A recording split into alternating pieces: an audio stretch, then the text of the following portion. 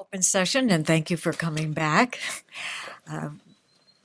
We're moving to item number 15 on the agenda. We will come back to item 14, but we know you've been waiting a long time. So this is the discussion and possible action on audiology intraoperative monitoring. And please come forward.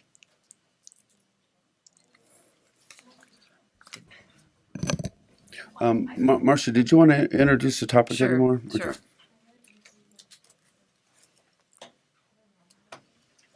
She said you would. She said I would. We checked on that. I've done that before. We will. I'm going to do this, right?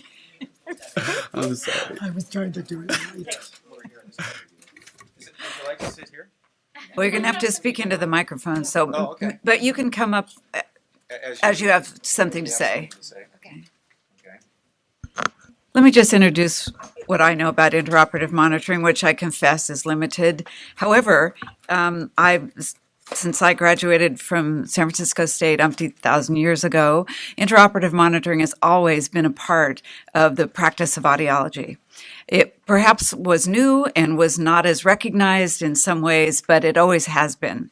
And I think it's only grown from then, and it's gained more and more legitimacy with the certifications and so on that one has to do. I think the bigger issue now is some of the language in the licensing law is perhaps not consistent with other professional organizations. However, I can kind of see why, and I want to have that conversation with you today. So I know that we have some correspondence from people, perhaps you.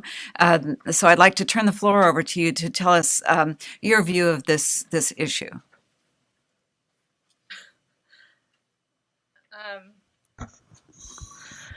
I'm Carolyn Bauer. I'm an intraoperative monitoring audiologist from San Diego. We have had issues of scope come up with insurance companies for several years, and usually we can send them the documentation from our national organizations, and that will typically resolve it.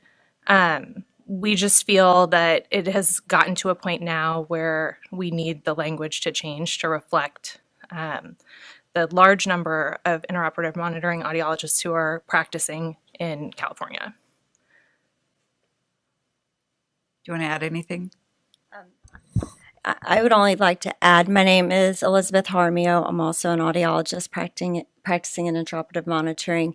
And I actually sat in my first OR in 1995. So this is something that has been in our curriculum through graduate school, master's, doctorate program certifications.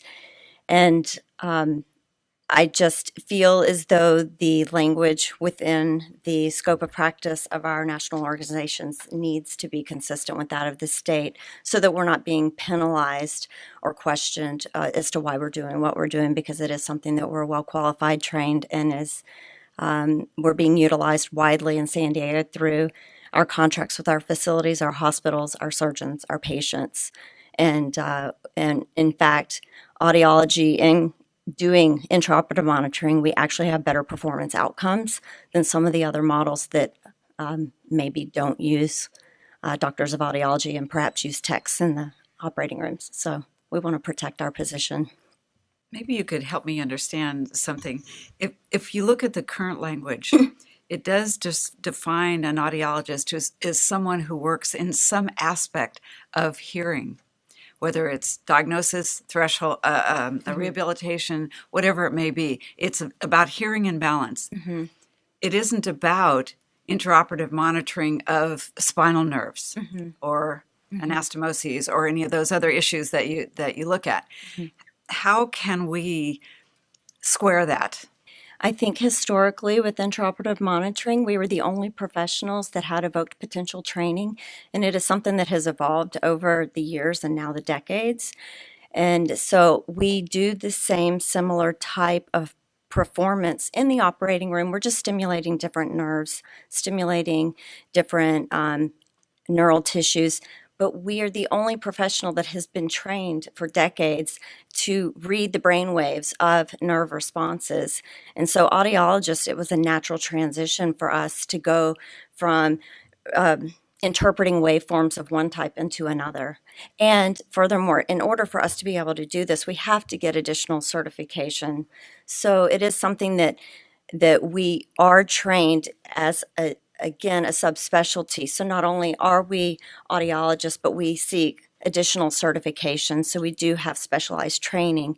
It's not something that we can haphazardly go, oh, well, I want to do hearing aids on Monday and balance testing on Tuesday, and I'm going to plop into an OR that I've never stepped into. It takes a lot of training, certification, privileges, continuing education.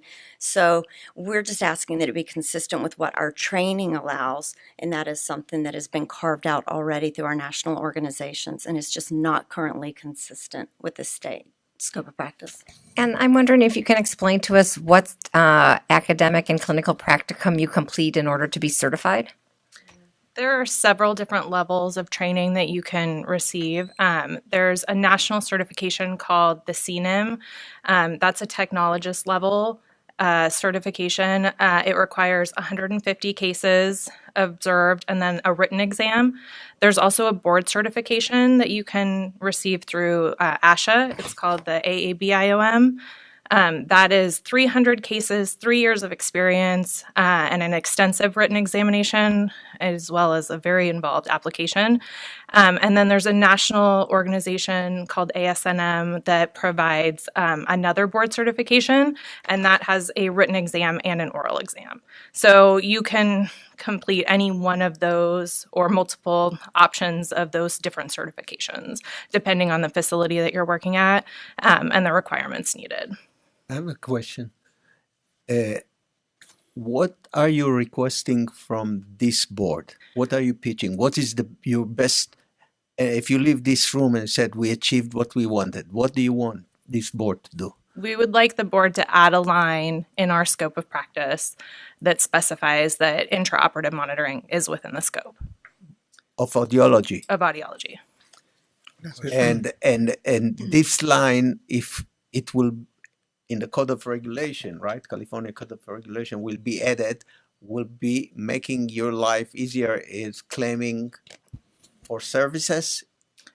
The problem that we're having right now, like I said, there have been many years of issues with scope being an excuse that insurance companies would use to not provide payment, and we could provide documentation from ASHA and AAA that supported that it is within our scope. We have recently received documentation from a member of from Aetna, who spoke to a member of the DCA, who said to this nurse investigator that we are operating outside of our scope, and they have now stopped all payments to audiologists performing IOM in California. So even though nationally it is within our scope, because the state has excluded it or it hasn't been added, we're now running into issues with payment and ability to do our jobs. I see. But when you bill certain codes, We bill certain codes, correct? and certain insurance company does not accept it, and certain accept The it. majority of the insurance companies accept our codes as audiologists, Yeah. but this is a reason that one of the major insurance companies is now not paying us. Aetna. Aetna. They are not following the CMS guidelines as they're supposed to. We are approved through CMS, Yes. but they find that because it's not specifically included for the state of California, then they are excluding us, which is saying that we're working outside of our scope of practice, which is any one of us that knows with our profession, we have to abide by a code of ethics, and we take it very seriously when someone says that we are not practicing within our scope of practice. That's a very big dilemma for us and one that we need to have resolved. A letter from the board will not accepted by Aetna, just a letter. We haven't I tried. think it might be more involved in that, but I think Rod had a question before I make comment. So exactly what type of intraoperative monitoring are you doing? Are you doing SSCPs? SSCPs. So do you learn SSCPs in audiology? I don't even know what What that was the is. question? Somatosensory evoked Potentials. potentials, where essentially we put surface. But that's not part of audiology training. Yes, it is. It is? Yes. But It's- Marcia doesn't know what SSCPs are. Well, I just don't know the acronym, but I certainly know what somatosensory evoked potentials are. I don't know cochlear implants. It's still within my scope of practice if I were to have proper training. And it's my understanding that they are teaching intraoperative They monitoring are. within the CSU. Yes. Yes, they are. So it is part of the curriculum. Yes. Hi, my name is David Morledge. Audiologist here in California. I'm also licensed in a number of other states. I'm the past president of the American Society of Neurophysiological Monitoring and past chairman of the American Board of Neurophysiological Monitoring that was previously mentioned. I was both those are multidisciplinary organizations. One is a society of professionals in intraoperative monitoring. The other is a certification board. And they are actually two separate organizations that work closely together in order to improve patient care in using intraoperative neurophysiological monitoring. As my colleagues over here stated, the history has been that intraoperative monitoring to a great extent was created by audiologists, and that included special testing that were akin to tests that were traditionally used, such as auditory brainstem response testing, and that became used in neurosurgery for acoustic neuroma monitoring or facial nerve monitoring, the same thing. And like many other disciplines, because we had the tools and there was a burgeoning need to have individuals that understood how to use those tools, those then became applied to other areas of surgery in order to improve patient outcomes.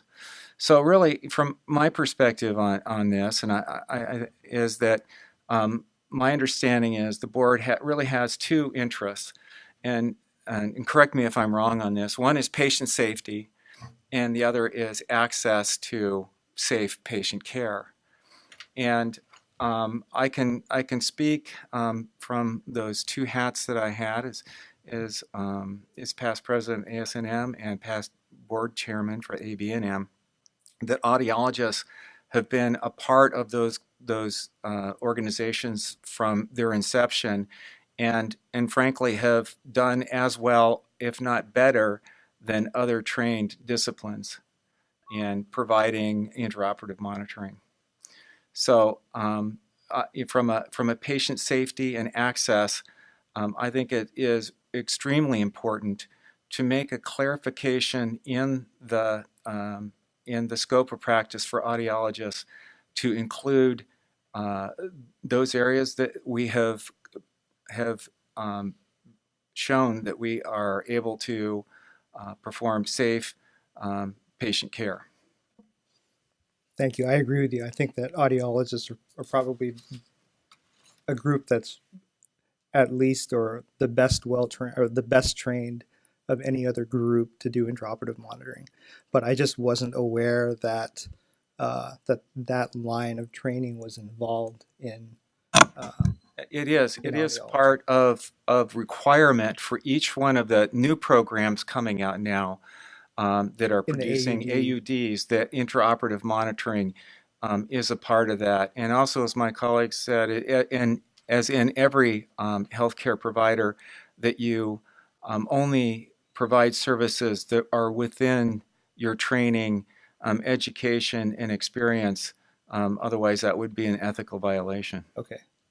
Thank you for clarifying. I have a question to you. As of today, do you know of any medical group of providers that will oppose to include your scope of practice in audiology? I imagine that there are out there, and I would like to see them argue it based on those two criteria that I just mentioned, that it would be on historical data that is in terms of safe patient care and access. I think that they can, others could do some hand waving and claim that this should be excluded, but I have not seen any data that to contradict basically what I just said. Yeah, I understand this, but today, who is claiming? Who is Aetna paying for this service? To physician only?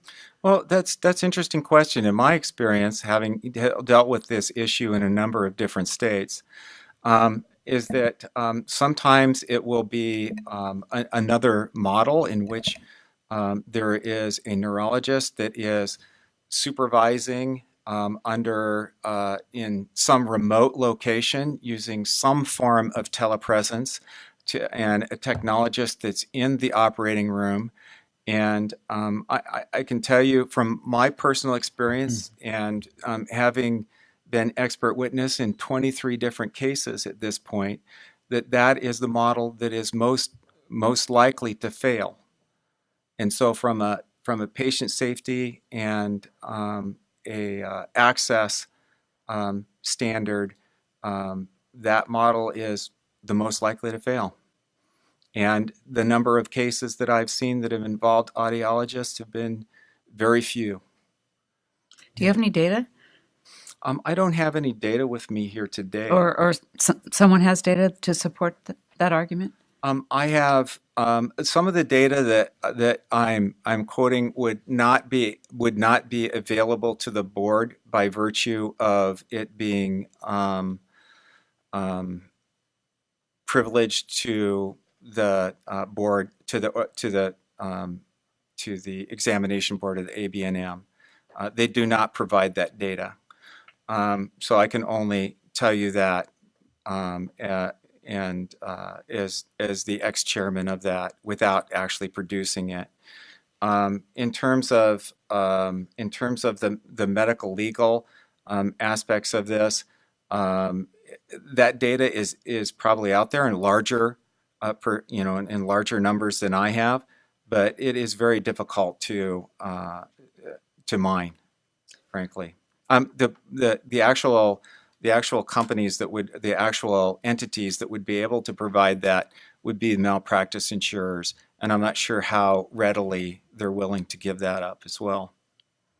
At our hospital, when we do intraoperative monitoring, the billing model is either to have the surgeon perform intraoperative monitoring or to have a technologist perform intraoperative monitoring, and then the hospital bills through the technologist. But a question that I had for public members, or maybe the board, if anyone would know, is the technologist has to be licensed either through the ABE.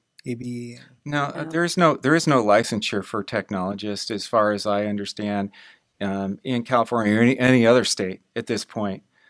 They have looked at doing that, and I think there's something that might be in the pipeline for that, but at this point there isn't any. So then there are really no criteria for a hospital to hire an intraoperative monitor.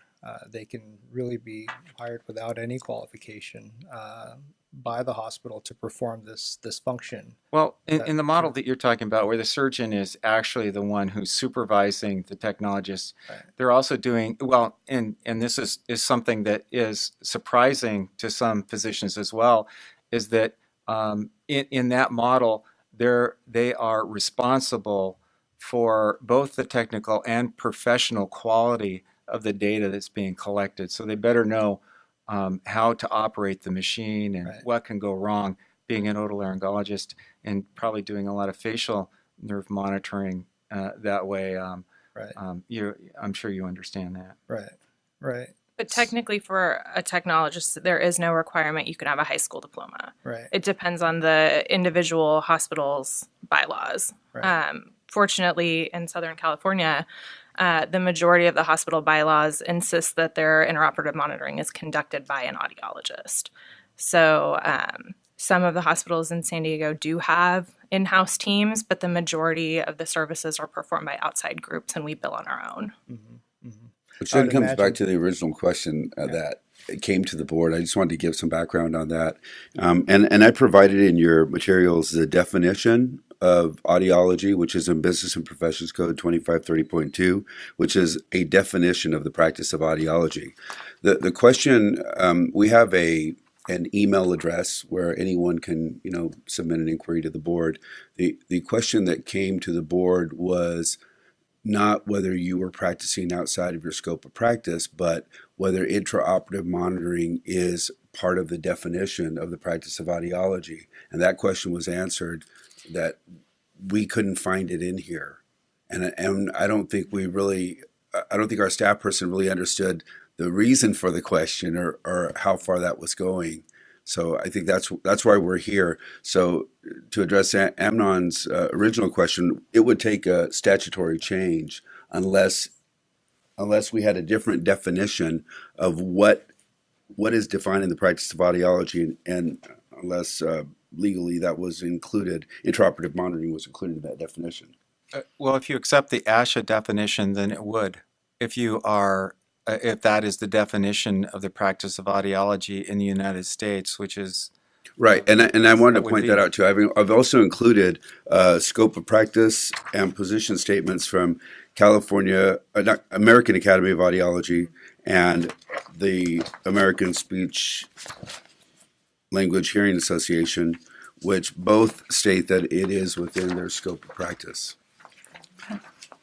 So that brings me back to the first question that I had, which is that for many types of cranial nerve monitoring, it's absolutely clear to me that intraoperative monitoring falls well within the scope of practice for audiology. For facial nerve monitoring, intraoperative ABR, lower cranial nerve monitoring, most cranial nerve monitoring, absolutely. But for other types of intraoperative monitoring, it's not. It wasn't entirely obvious to me. But if you're telling me that for the new types, for the new curriculum, the doctorate of audiology, that falls within the curriculum. And then to go with understand that, the San Diego State UCSD program has a class in intraoperative monitoring. So that covers SSCP, that Yes. covers intraoperative EEG. Dr. Brady here. Jackie, was- can you introduce yourself? Sorry. That's okay. I'm Jackie Georgeson. I am the Director of Clinical Education for the University of the Pacific program. Previously was with San Diego State University. And so yes, they do have a class that covers the full range of NIOM. That's great. Thank you. If you're okay with, cranial nerves outside the eighth cranial nerve, then doesn't that demonstrate that you're willing to look at other systems outside of the auditory system? Oh yes, but cortical systems are a little bit different. So I just wasn't aware that was being taught. Hi, my name is Christina Brady. I'm also an audiologist in San Diego. And Dr. Leslie Guthrie, who isn't here with us today, and myself, we're adjunct professors at UCSD, and we teach the course to second-level doctoral students, audiologists, and we cover all the evoked potentials that we perform in the operating room. We actually have them; they're required to come into the operating room, observe surgeries, and are tested on all those skills. So it's very much part of their curriculum. Motor evoked potentials, somatosensory, Great. all of it. Great. So just wanted to let you know. Thank you. I have a quick question. The definition is in California. What's the definition in other states? Does it include intraoperative monitoring? It varies a lot across states, and the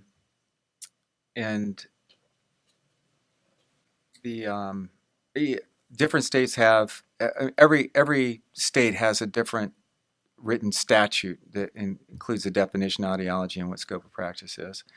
And so some states have a better definition and have modernized their statute to reflect what is practice of audiology with regards to intraoperative monitoring.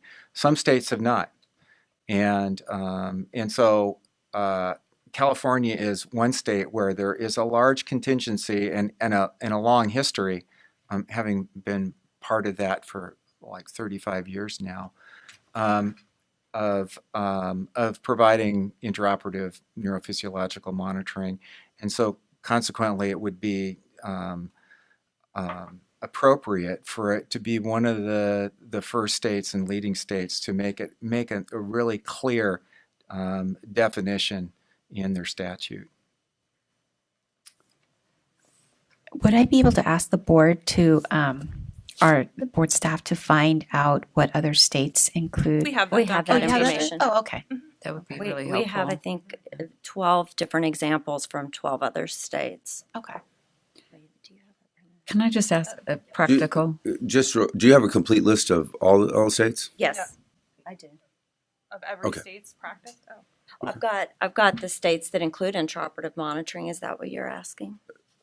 Just an exhaustive list of all I the don't think states. there is one. Okay. Yeah. My You would other have question. to go to each individual state's licensing board and look that information Right. I was up. just wondering if you'd already No, we gathered. don't. I did receive Make my an job a little email from easier. a colleague that listed all of the states that have intraoperative monitoring within their scope of Okay. practice. I do have that list. I just wanted to clarify something for our own analysis. So is it your position that what's listed in the practice or the definition of audiology in our Business and Professions Code does not include intraoperative monitoring, or that cannot fall within this definition? I think it's unclear, Okay. and that's where we've gotten into issues in the past and present, and it needs to be.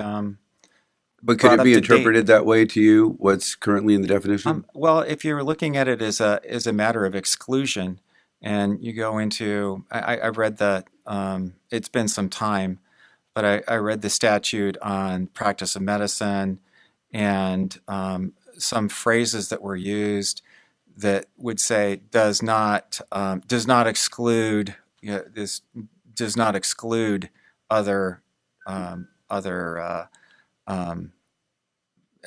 practices or something like that. I can't remember exactly. And so the problem is that it does make it unclear to the public, including reimbursers, not just reimbursers, but to the public as to whether or not it is explicitly part of the scope of practice. And so I think it would help the public to understand that. And how long has this been an issue? You have to bear with me. I've been with the board now for approximately 3 years, and this is the first time we're talking about it as a board. But how long has this been an issue? About the lack of clarity. In terms of just the state of California or nationally? The state of California and the lack of clarity. I would say it's been an issue from actually extremely early on. It's been an issue for at least 20 years, and as time goes along, it becomes more of an issue, particularly when individuals are looking to limit access or payment, and use that as a method to do that. Can I ask a practical question, Paul? If I agree with Dave that the language here is just not inclusive enough to capture what you're trying to do. That being the case, if we need a statutory change, that requires legislation. That's correct. And if so, is it the professional organizations who have to find an author and write a bill and get it through with our support if we agree? Or is there That's certainly one avenue. what's not, the other avenue? Well, I think either way we have to decide whether we support it. We have to look into the definition, see where it lacks clarity, what changes could be made, and then if the profession wanted to bring this forward as legislation, then it would just be a question of whether we support it or oppose it. We couldn't just make a regulatory change or go through the regulatory process. I don't know Kelsey's that saying no. It seems like it would be a statutory change, but that would probably require some legal analysis. Yeah, so I could look into it a little bit more. Generally speaking, scope of practice is left to the legislature to decide, to determine.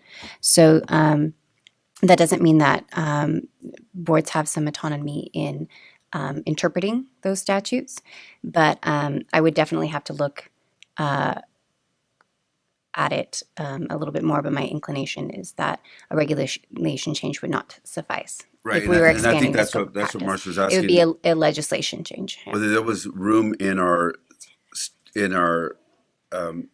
in statute to clarify something through regulation, right? That's what you're asking? Okay. I've been down the road with this in 2 other states. So the one that I was most involved in was in Idaho, who was either the 49th or 50th state to actually create a licensure for audiologists. It was only in 2004 that occurred. Wow. And so looking at creating state statute and then going through and just a couple years later figuring out whether or not it needed to be revised. And, I don't know what specifically the guidelines are, Council for California, but it was decided that, again, to support your contention was the rules and regulations would not, in that state, would not be the avenue to do that, but it would require statutory change from legislation. Amy White, California Academy of Audiology. So our board has listened to this issue as well, and certainly are very supportive of these specialists and trying to make sure that they're able to practice what is clearly within our scope of practice. And while we would absolutely support, doing a legislative attack on this issue, my concern is the amount of time involved, and the fact that the current situation is that these people are not getting paid for the services that they're providing. And I don't know the answer to what the board can do about that if it's determined that we have to make a change in statute and go through the legislative process, unless perhaps there could be a letter of support saying, hey, we interpret our current code as inclusive of this, and then in the meantime, maybe go a legislative route as well to clarify it for future, if that would help with a stopgap in terms of insurance companies being able to, deny payment at this time. I think I asked that question. I might have spoken with Beth. Is there something that board staff could do to clarify this? Because one thing that we could talk about is what the scope of practice is, and the fact that we recognize that 2 national organizations see this as a scope of practice and that the board is maybe looking into this matter, because it kind of sounds like we answered the question, but it was really the wrong question to ask, because if the question is it in their scope of practice, maybe the question should have been whose scope of practice is it in? What license requires this? But I think we were just, answering what was being asked of us. So if there's something that we can do as a board, I think the board would be okay with us having that discussion. I would like to just add that of particular concern to us in Southern California, and I can't speak for the rest of the state, is my particular company. We have 7 doctors of audiology. I know that Carrie is affiliated. She has 8, and we're just 2 of us in San Diego. And what I can tell you is my contract with the VA specifically says we have to have doctors of audiology in the room. My Scripps contract, your Scripps contract says you have to have an audiologist in the room. We have already identified ourselves as the best professional in there. And our contracts, if there was ever any question as to whether we are not working within our scope of practice, we're done. And these are hospital contracts we've got Kaiser, VA, Sharp system, Scripps system, all the different the outpatient services. This is not a little thing. This is a big thing, and I'm actually somewhat grateful that this came up with that, because none of us even knew. For all these years, we assumed that we're doing what we've been trained to do. We have our certification, we have our licensure, we follow all the rules. And so this is something that we do really need to have be done consistently, because if there are parties that are looking to potentially avoid funding, because that's what insurance companies do. It's tight. It's hard for everybody. But this is our livelihoods. And most of us in San Diego, this is all we do. This is our practice. We've given up I was a manager of a hearing and balance clinic and distributed hearing aids for over 10 years. So our businesses now, for most of us, this is what we do day in and day out. And we're in some ways, we have greater certification and education than some of our counterparts that had not struck out and went into these various subspecialties. So it's going to be hard for us to go back, and this is something that is our careers and our profession, and we just ask that we can figure out a way of closing this loophole until we can get maybe a better, more long-term alternative. I just had a thought too, in terms of your question regarding evidence of quality of practice, and that is, I mean, from what you can hear here in this room today, there's been likely hundreds of thousands of cases that have been performed by audiologists in the state of California under their audiology license. And so I would ask the board to consider if there has been consumer complaints around that and what the frequency of that would be. And then if they wanted to compare that with what other boards would receive, such as the Board of Medicine, in terms of the practice of IOM, and find out if there's a significant difference there. When would access to the most recent OA be available? Maybe Brianne could tell us. I know that there's a few more steps. We're just completing our most recent occupational analysis for audiology. I have not read the report. The linkage study with the national, and then once that's complete, they can wrap it up. So we're probably looking at the middle of the year, right? Towards May. Right.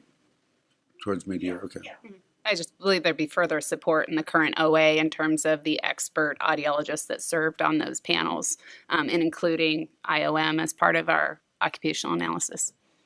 If I could add just one other thing, I've actually been told that if these insurance companies, and this, I know this isn't about reimbursement, this is about protecting our profession, but I have been told that if they determine we're working outside of our scope of practice, which one insurance company already has, they can actually come after us for overpay requests and ask for all monies back that they've paid us.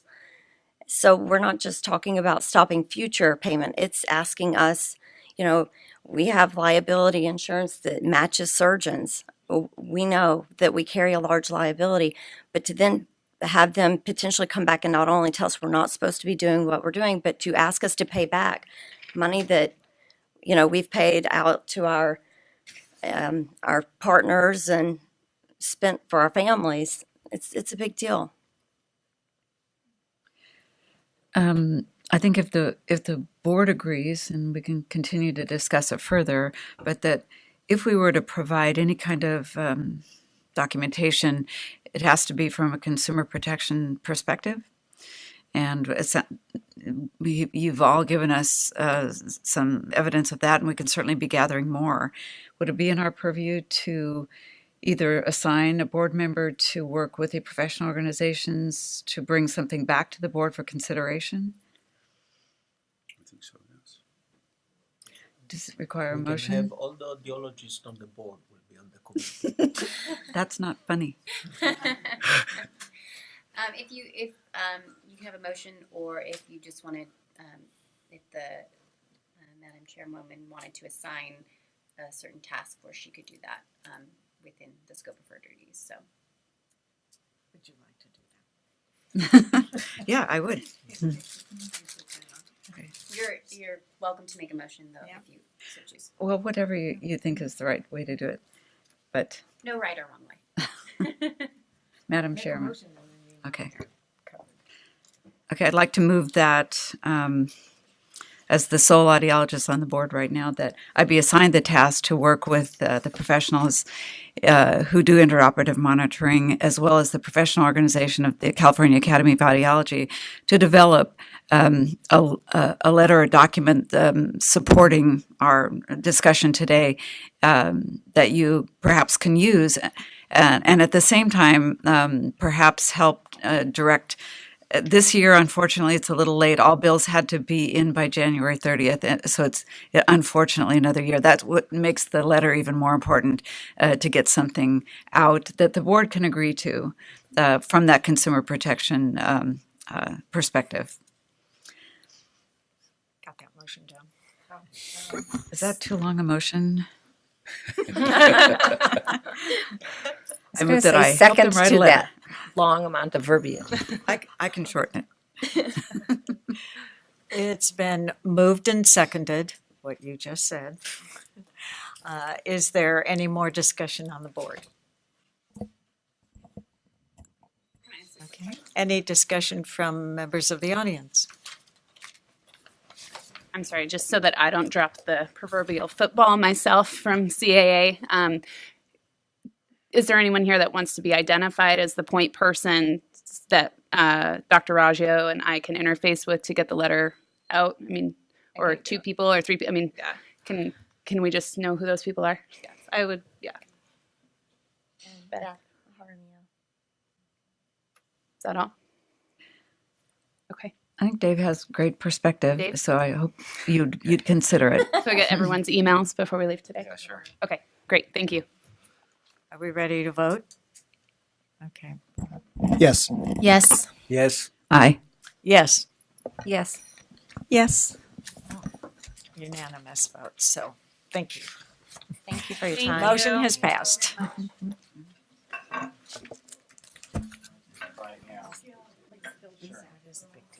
It is. Finally. Marcia, thanks for doing that.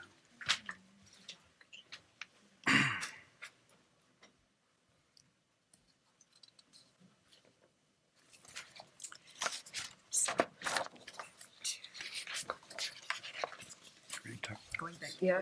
Did Brianne did you bring the second one in? Yes, okay. Thank you.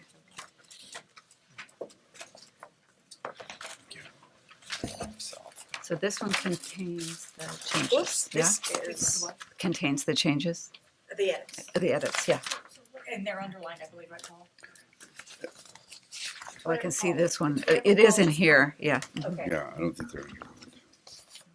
Oh, yeah, you only printed two of those, right? Yeah, Marcia's gonna help us go over those. Okay, so you have, so this doesn't have that.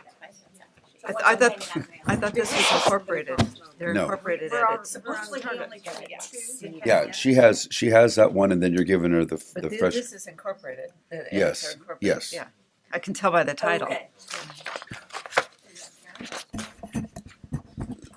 So you're all receiving. We're going to item number 14, and you're all receiving the consumer fact document that the board has been working on, and we had some, as I mentioned in my email, we had some really interesting adventures with our copying and duplication this year. The only copier that actually worked in the office was a color copier, which is a good thing because publications had a hard time getting that to us. I think something went wrong there, so we were able to print that, and we made some changes, and I think Marcia was going to cover these changes, and I think we're really close to producing a document that is ready for our website.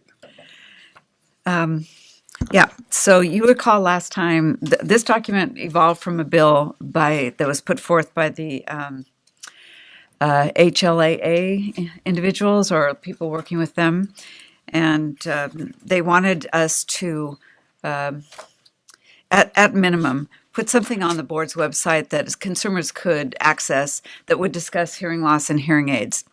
So we put together a draft of consumer facts and brought it to the last board meeting in Southern California. One of the HLAA people were there, and we solicited at that time a comment on that version, the first draft, and we got feedback finally from HLAA, a number, because they had to solicit from their folks, as well as from an audiologist. So what I did was look at those issues and try to incorporate them to the extent I thought was reasonable, I have to say, into this. So one of the first changes was there's a big difference in fitting hearing aids between for adults versus children. So, and this was meant to be a document for fitting hearing aids on adults. So of course the title was changed right away to include that. That doesn't mean that a lot of this isn't applicable to children. It's just not. There's just much more when it comes to children. So I don't know, Paul, if you want me to, I'll just briefly tell you some of the changes. I think you don't need to know everything. But one obvious thing that we needed to add was that the board is not only here to license speech pathologists, audiologists, and hearing aid dispensers, but we're here to protect the consumer of those services. So we added a sentence into about the board that addresses that.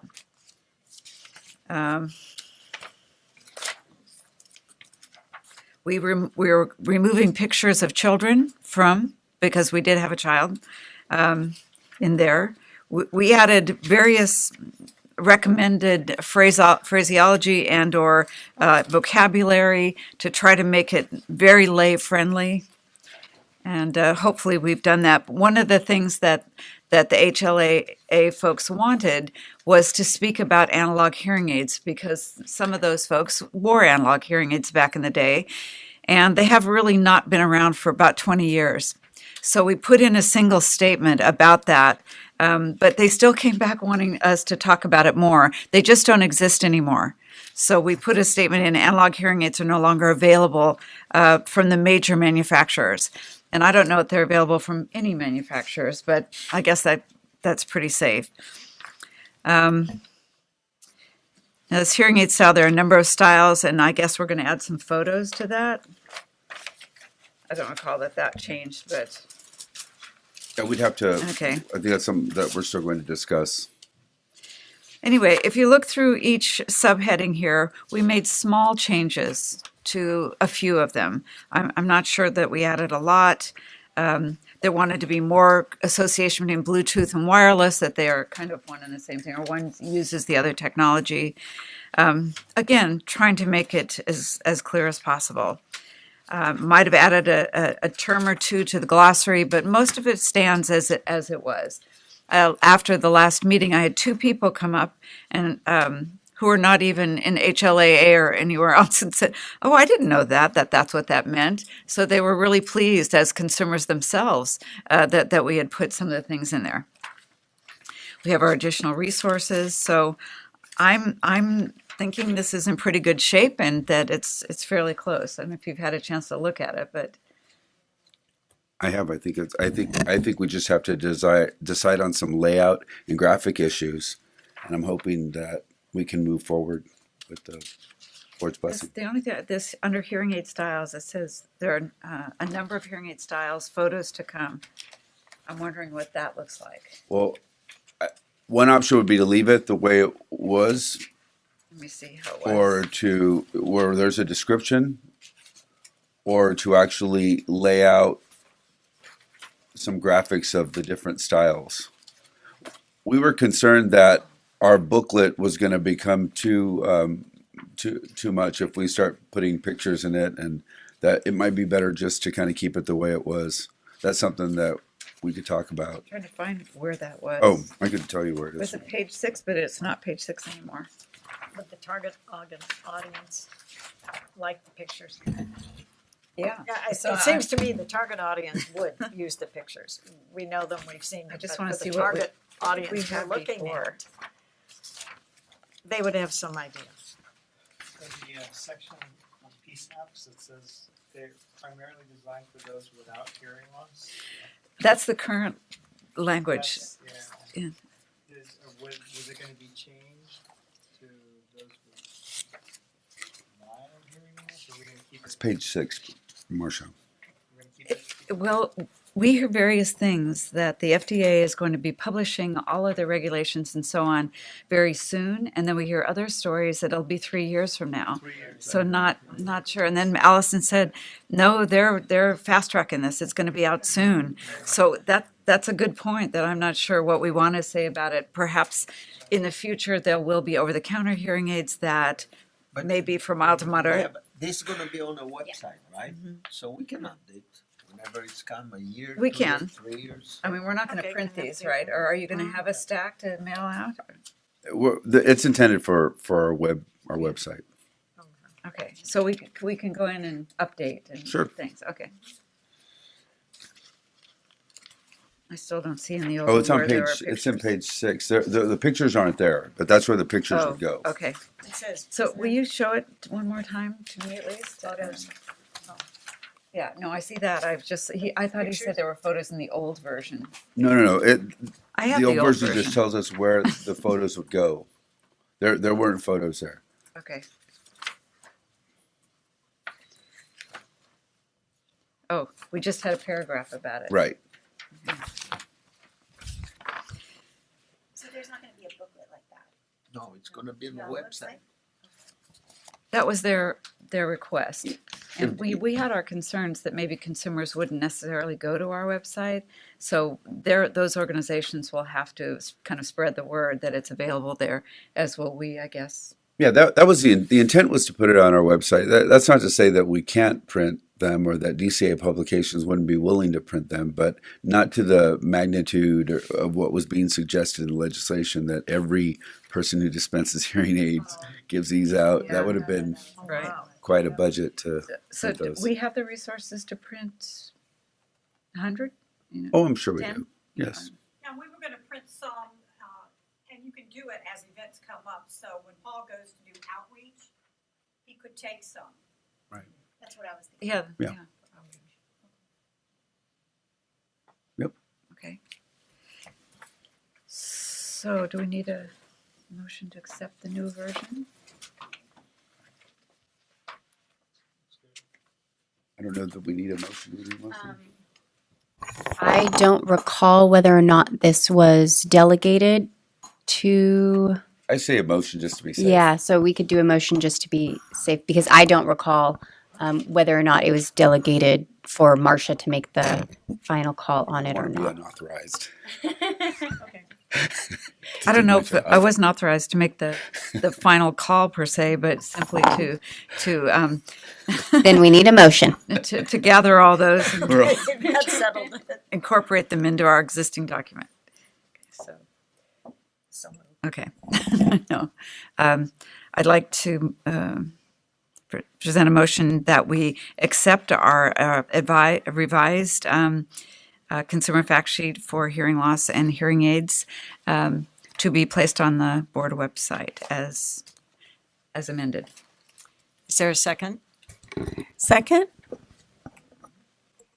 Any discussion? Okay. Any discussion from members of the audience? Okay. That said, we'll call the vote. Yes. Yes. Yes. Aye. Yes. Yes. Yes. Okay, motion carries unanimously. Can I keep this? Yes, you can. Dee, can I move on to number 17? Of course. Okay. Now comes the real heavy lifting for the board. We're going to hop over to number 17, and I just want to mention something. If we don't have time to do the executive officer's report, I can send you something in writing. The one thing I did want to mention, the huge victory for our board. The 3 years I've been here, we have been working hard to augment our staff, and having come from other departments, I think I was talking to, I was just recently talking to Karen about this because she has some experience working with state CPs. budget systems. Budget change proposals. You work as hard to get 50, 70, 100 positions as you do to get one or two. It's the same work involved. So we recently were successful in obtaining 2 more positions. It's confidential until it's published in the governor's budget. It's part of the governor's budget right now. There's still some hurdles that we have to go through, legislative hearings that I may or may not have to attend. But the good news is we're going to add 2 more positions to board staff. One of those positions is going to be a support position. As I've shared with you earlier, our board, a board of our size, it's incredible that we only have less than 1 position allocated to provide administrative support. That means all the clerical stuff we kind of all have to pitch in to do this. We have 1 very good person. We don't even have a whole person. I think we have 0.6, even though he looks like 100% of a person. And that's Brian Irwin, who does a great job. We're going to add another whole person to do that. And then we're going to add a senior analyst, a senior level analyst who's going to come and be dedicated to helping us with legislation and regulations, which kind of leads us to this next portion. Oh, wow. We have struggled in the area of regulations. When we came on board, there were a lot of packages that we still had to complete, and it has been a struggle, but we keep working hard. Karen's helped us. She works in enforcement, but she's kind of dedicated herself to keep these things moving, and we've made a lot of progress with Kelsey. We're really glad to have Kelsey back. She was away for a while, but we have her here now, and she has been working really hard. I worked with a lot of legal counsels at DCA and other organizations. She has been hands-on, and we probably are driving her crazy with this. So we're going to go ahead and start with A, and Kelsey's going to help me go over these. These are proposed regulatory changes that we need your approval in order to move forward. Okay, so A, you have seen most of this language before. It was with another package, however, and that package was disapproved by the Office of Administrative Law.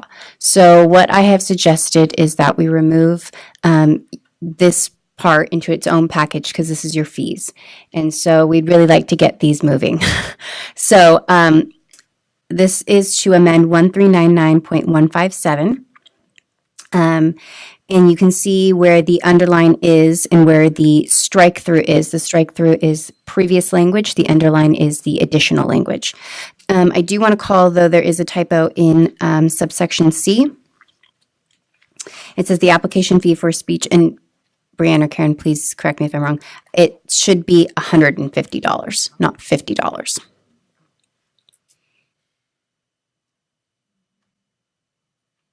Yes. Yeah. Okay. Thank you. So that should be $150.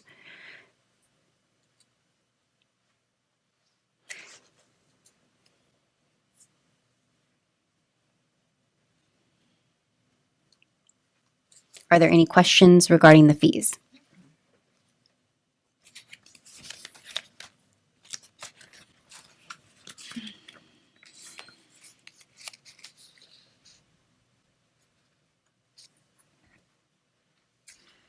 Dispensing audiologists are more because they're more trouble. Because that's what the legislature agreed to. Before. I see it isn't changed. Oh, I actually have a question about the fees. I read somewhere else, I think it's in the other book that you gave me yesterday. Sunset Review? The Sunset Review. It had a max of the fees, and it looks like we're hitting the max. Yes. If we want to increase the fees again, do we go through to the legislator? Yes. Some of our fees are at the statutory maximum, and those are dispensing audiologists, hearing aid dispensers. The ones that are not, that haven't been raised for a while, are what we're looking at, which is speech language pathology, audiology, SLPAs. When was the last time this was raised? I want to say 2008 was the last time we touched these fees. Okay. Yeah. And is it every year they have to pay this fee, or is it just? Some of them. For speech language pathology and audiology, it's biennial and SLPAs. For dispensing audiologists and for hearing aid dispensers, it's annual. Okay.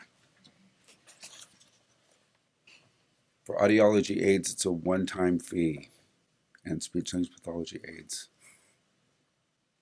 Okay.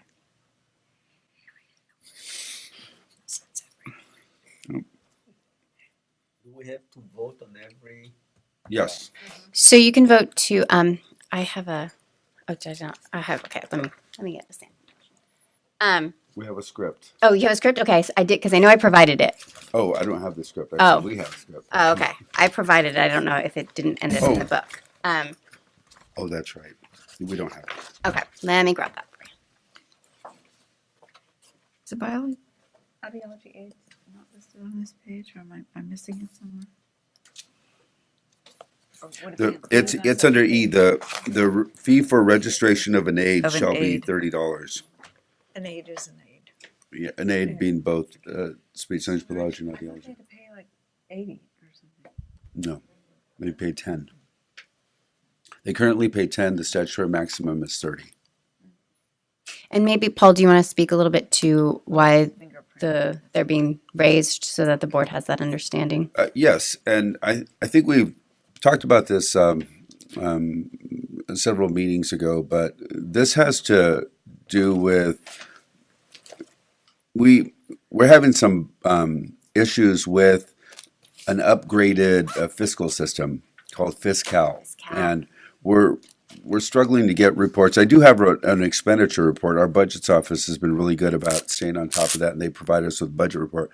But when we look at our fund condition, we have a certain amount of money coming in and a certain amount of money that goes out. Right now, our fiscal structural imbalance could lead us to where we would have to tap into all our reserves. So in order to have a healthy fiscal structure, we want to make sure that we're bringing in enough money to sustain the board. We need to grow. We need to be able to grow with our licensing population, to dedicate ourselves to consumer protection, to looking at legislative changes, regulatory changes. In order to do that, we need the staff, we need the support. So we haven't raised those fees, and that's why we're doing that. And I think that in some past board meetings, I provided you with analysis as to how much that would increase our fees. Like, for instance, requesting the 2 additional staff is going to be additional cost for us. So part of the agreement that I make with Department of Finance is that we're working towards increasing our fees within the next year or so. So we need to get on this and get this moving. So I forgot who asked when this was. If you go to page 95 of our Licensure Act, you'll find this article 1399.157 fees. And it says here this authority was, this is from 2002. So this is the last time. It says effective January 1st, 2002, these fees shall become effective. So that's the last time these fees were effective.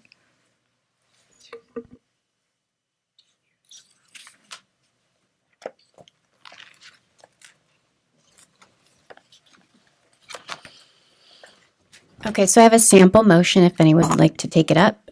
It would be to move to approve the proposed regulatory action to section 1399.157 with the additional edit in subsection C, and direct staff to notice the language for public comment without setting a hearing, as well as delegate to the executive officer the ability to make any technical or non-substantive changes that are necessary. That's just a sample.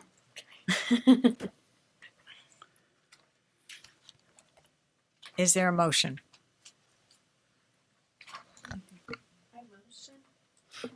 Second? I'll second. Oh, it's already. I'll second. It's been moved and seconded. Is there any further discussion from the board?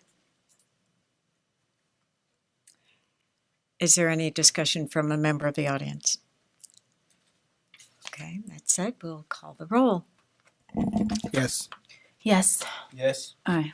Yes, Yes. motion passes. Okay, so next we have, we're just going to be talking about speech language pathology assistance. And there's a lot here, and I apologize for the length of this. And I might be making some suggestions as we go along. We tried very hard to get as much of it done as possible before the meeting, but we did want to have it printed out in time. So what I'm going to do, if it's okay with the board, I'm going to go through the language of the regulations. It starts with 1399170.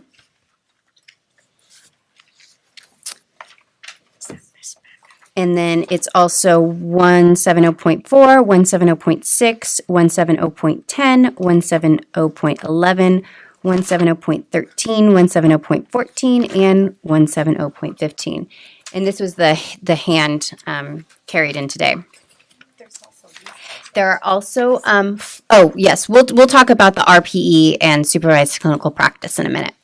Let's go over the SLPA stuff first.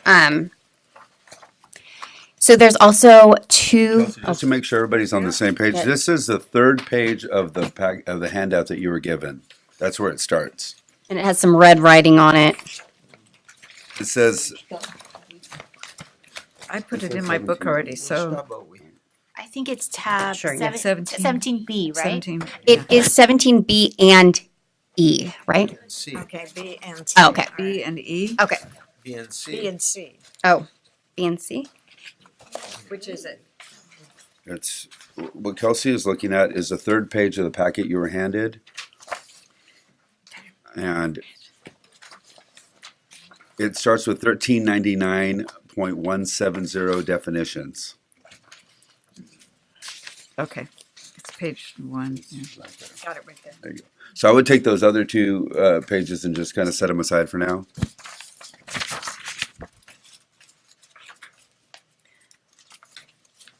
Okay, so if you recall, this package, for the most part, you have seen most of the language and approved it. Unfortunately, we had a disapproval from the Office of Administrative Law, and the regulation package was pulled. So we've gone through and tried to not only fix those issues which OAL found, but also just take the time to make this the best reg package we could possibly do. So the first change comes in definitions, subsection C, and it's regarding direct supervision. And my recollection serves me, it was the board's goal that basically electronic observation also be included in this definition. So originally it said via on-site or live observation. So I've changed it to say direct supervision means on-site observation and guidance or live electronic observation and guidance by the supervising speech-language pathologist. And if you have any questions or concerns on any part, you can jump in, or we can wait till the end, or however you would like to go. So I'll continue moving on if I don't hear anything. Okay.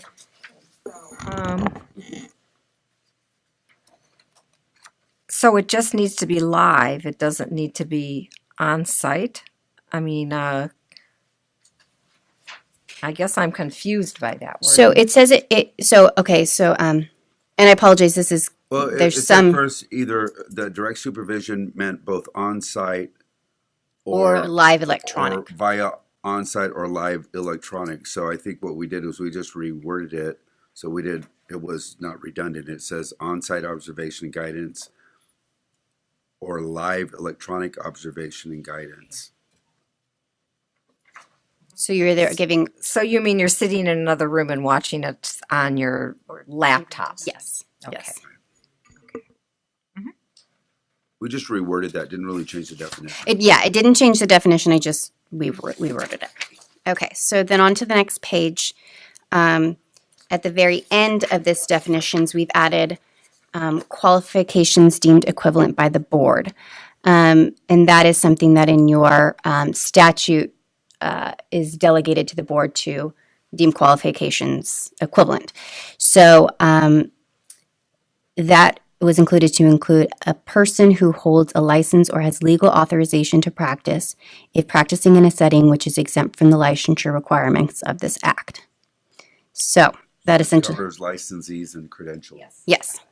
So as now moving on to 170.4, this is application for approval of speech language pathology assistant training programs.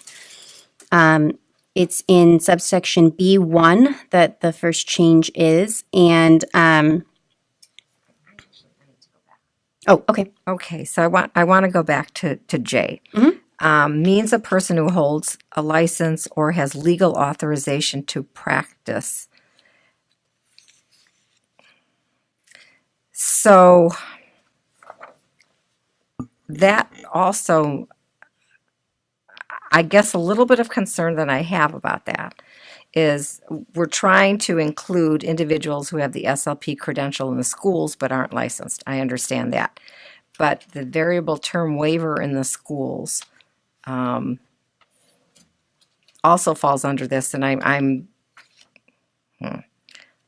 guess I'm really concerned that those folks will then say, well, I have I am legally allowed to practice in the schools, and so I want to get a license. I guess I'm a little concerned that this is very broad. Okay, so we can, what my suggestion would be is we can see the different places where it applies. And if you still have an issue, then maybe we can go back and change that. If you don't think that those particular individuals should be doing what we're saying, qualifications deemed equivalent by the board, where that fits in. For example, this first one, it would be a person that is a designated representative of a sponsoring institution of a speech language pathology assistant training program. They must have qualifications deemed equivalent by the board and have practiced under that legal authorization for 5 years. So if by that definition in J, you don't agree that that person should do that job, then we can change J. And Patty, are you talking in reference to supervision? No, I'm not talking about reference to supervision, because this is just what are the qualifications to be licensed as a speech language pathologist. This isn't I don't think this is a definition of supervision. So what the definition is that in certain places in the statute, it gives the board the authority to say, for example, it has to be a board approved training program. And it says that, and I can't recall off the top of my head right now, but it may say something, for example, of, the person designated as the representative of the sponsoring institution has to be licensed or have qualifications deemed equivalent by the board. Right. And that's what I was pointing out. These regulations are in reference to SLPAs. These are the SLPA regulations that we're looking at. Am I looking at the wrong ones? Well, that's what this section is about. We're resubmitting the rulemaking file for SLPAs. Okay. So the reason I was asking that question is because there are sections that reference deemed equivalent by the board, and when it talks about supervision, it talks specifically about a credential. Okay. So I think that would address the issue with the variable term waiver supervising, if that was your concern specifically. Yeah. It doesn't say. Because those that have a variable term waiver can practice but anyways. This is Article 3. It's in this section of the book. Oh, it's in the section. It's of in the slip slip of Okay, all right. So Okay, that's where I was getting confused. Then. right. See, Up at the top, that's just the overall title. yeah. Okay. So this is all they Okay. all apply to speech language pathology assistants. Okay, never mind. And starts on page 118 of your book if you wanted to look. Okay. So moving on to point 4. So originally the board said who must hold a current active license with no disciplinary action within the past 5 years in speech language pathology or qualifications deemed equivalent by the board. And then we reference back 1399170J. I changed that to take out 1399170J and just reference qualifications deemed equivalent by the board because you've already defined it. So it's not necessary to reference back. And then I also changed it to include and have practiced under that legal authorization for at least 5 years because the board had put qualifications on a program director who had an active California license, but not necessarily someone who did not. So if they have a legal authorization, there was no other qualifications, but you were putting 5 years on a California license. So I just made it so that they were similar. Any questions on that one? Okay. So now on to page 3. So this is where I'm going to need some assistance. 1399170.6, requirements for a sponsoring institution. currently there is an ASHA guideline for training and credentialing from 1996 that is referenced and incorporated by reference in the regulation. And it had been changed to the speech language pathology assistant scope of practice from ASHA from 2013. However, that one does not have curriculum. So, however, it does have scope of practice and what SLPAs should not do. So it does have that. So if in this section you wanted to incorporate by reference the 2013 document, I would recommend just doing so in terms of the scope of practice and what does not fall under the scope of practice. But there's also a 2004 document, which we have, that does address curriculum. Okay, so if that is what the board would want, I think we would need to see that. You have it. Brianne has it. We have it. Okay. So, Brianne, would you be able to provide the board to that right now? Sure. Okay, because if the board will need to look at it if they want to adopt it by reference, because it does become part of the board's regulation. Okay, so we will come back to this section when we have that. So let's move on to required curriculum, 170.10. And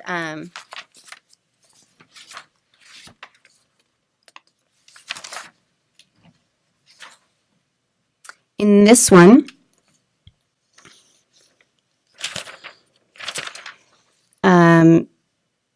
we have changed in subsection C2. I think we just have to look at the reference.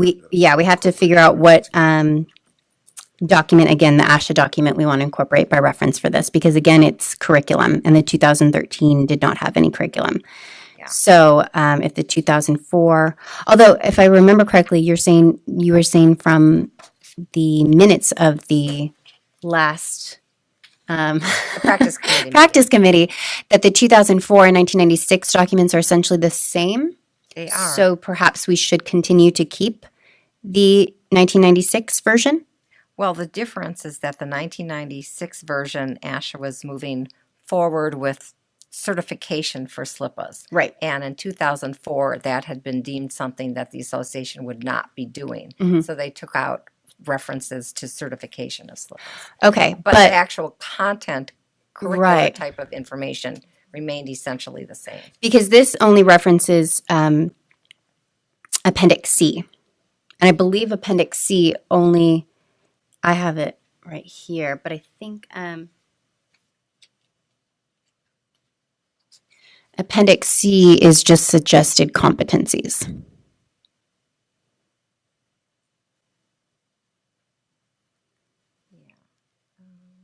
And if you want to take some time to look at that, maybe Patty. So, because here's my suggestion. If we keep the 1996 version, we don't have to do anything with the regulation process in terms of that document. If we want to adopt another document, we have to justify every single part of that document and why we are using it. And that can be, that task can be done. However, if they're essentially the same, and we're worried about the competencies and the competencies are the same, then I would recommend keeping it the way that it is. These are not competencies. This is scope of practice. I mean, it's a suggested competencies, but no. That's not curriculum. Well, we'll have to. Well, that section says satisfies the competencies defined in the Appendix C suggested competencies. So if there's no difference, I agree with Kelsey, we should leave it the same. And then we changed the clock work to be 100 clock hours of field work experience. And that was language that you had already approved. And the same starts with 1399170.11 in subsection B, again, changing that to 100 hours of field work experience or clinical equivalent. And then in subsection B or C, or B3, the board may consider the completion of 36 weeks of full-time experience performing the duties of a speech-language pathology assistant. That's for work experience. And that 36 weeks comes from, Karen, jog my memory on that. It is the requirement. The supervisor has to supervise the SLPA for 36 weeks. Okay.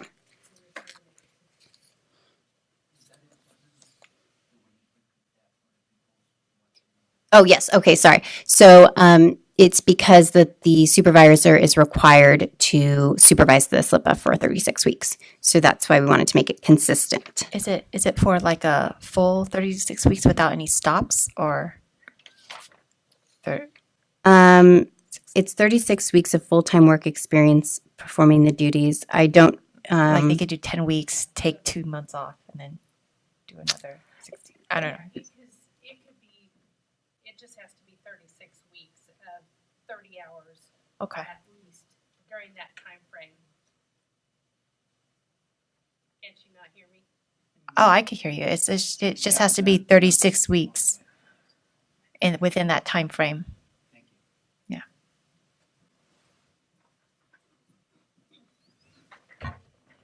It has to be within a calendar year, I believe, right?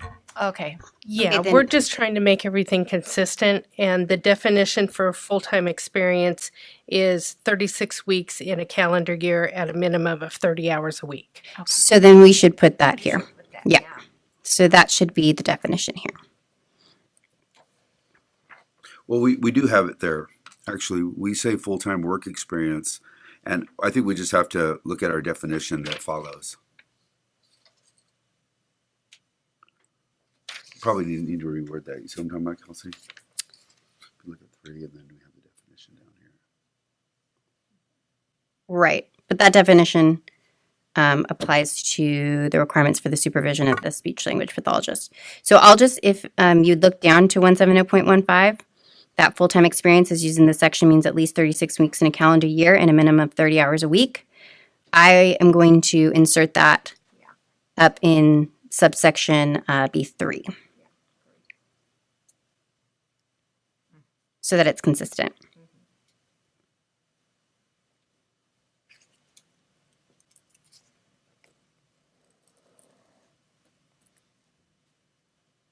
Okay. And then are we okay with using the same 1996 version of the ASHA documents?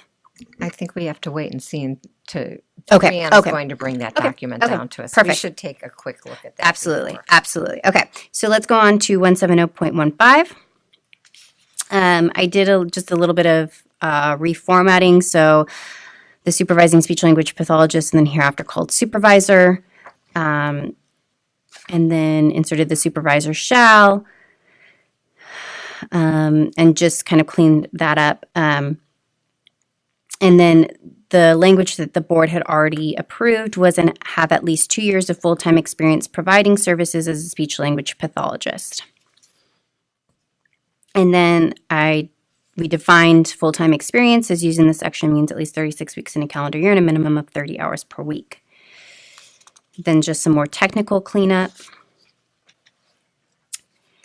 And into subsection, oh, yes, A4. So when you say must have at least 2 years of full-time experience providing services as a speech language pathologist, do you mean have at least 2 years of full-time experience providing services as a licensed speech language pathologist? So, because right now this could be a person who has their temporary license and 1 year as their with their permanent license, and then they could supervise. No, because it says the supervisor shall possess and maintain a current valid California license as a speech language pathologist as required in section 2532 of the code, blah, blah, blah, blah, blah. Okay. And or may hold a valid and current professional clear or life clinical or rehabilitative services credential in language, speech, and hearing issued by the California Commission on Teacher Credentialing, and have at least 2 years of full-time experience providing services. So Okay, if you so they want have to, I mean, they have to be licensed, but if you would like them to have experience providing services as a licensed speech language pathologist, or I guess you would have to also. No, then you'd have to say the equivalent or blah, blah, blah, blah. Right. No, I think I think that's clear with the previous sentence that the person has to be licensed and then I don't know, because that's not clear. So perhaps I can maybe. So let's just say it's commonly accepted practice to have 3 years of experience before supervising an individual. And I don't know that it's entirely clear in how it's written. So, okay, I guess my first question then is, do you want to change it to 3 years? So Dee, let me ask you, does that sound to you like 3 years of experience, or does that sound to you like 2 years of experience?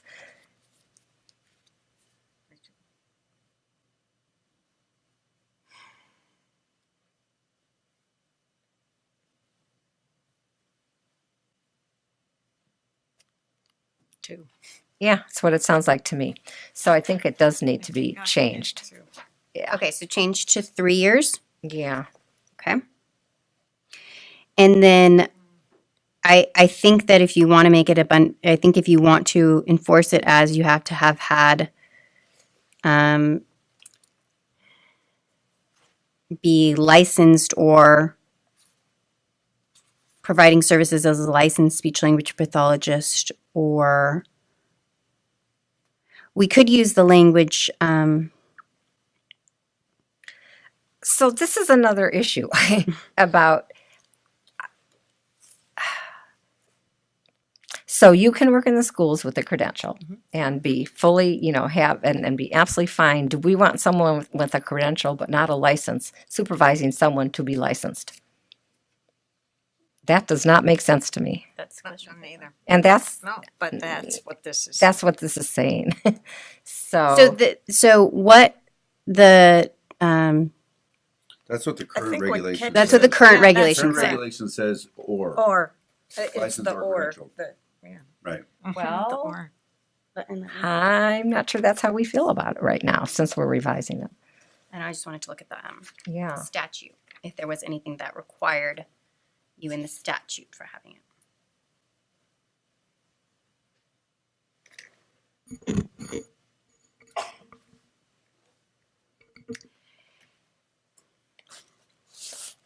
So this may be a result of 2538.1 of your statute requires that the board shall adopt regulations in collaboration with the State Department of Education, the Commission on Teacher and Credentialing, and the Advisory Commission on Special Education that set forth the standards and requirements for the adequate supervision of a speech-language pathology assistant. So, my guess, I was not around for this, my guess is that this language is a result of that. And my recommendation would be, if the board wanted to change that, they may have to collaborate again.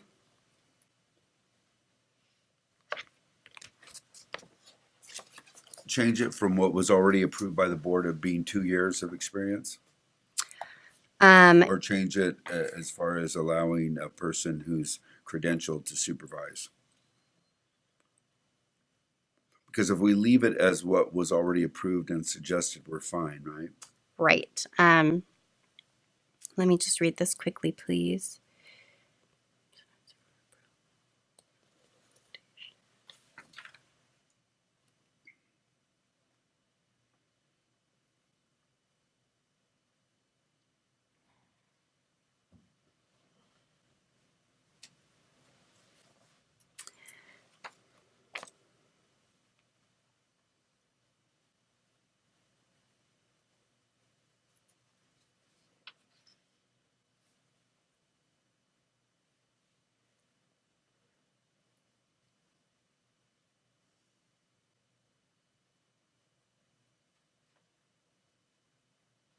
I just want to make sure that the statute lists a long list of regulations that the board should adopt, and I just wanted to make sure that it's not somewhere in there. And what page are you on? I'm on page 24 to 25.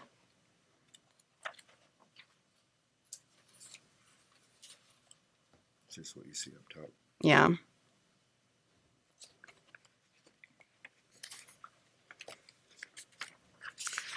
And the reason, Patty, is because you want to ensure that the licensed speech language pathologist is providing adequate supervision, right?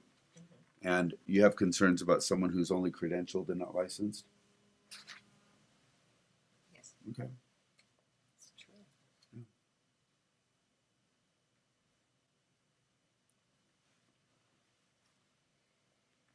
I think that's fair. Yes. I mean, I might add, there aren't that many of these folks left anymore, but there are credentialed SLPs in the schools who have a bachelor's degree and not a master's degree. They're very quickly retiring, and they probably won't exist in another 5 years or 10 years. But No, actually, what I was going to ask them is, do you know how many there are? yeah, I mean, there are. It's a handful. Yeah, there's not That's many. all it is now. Yeah. It's a handful. Right. And And I mean, that would take time and effort to go through every yeah. one of them. Mm-hmm.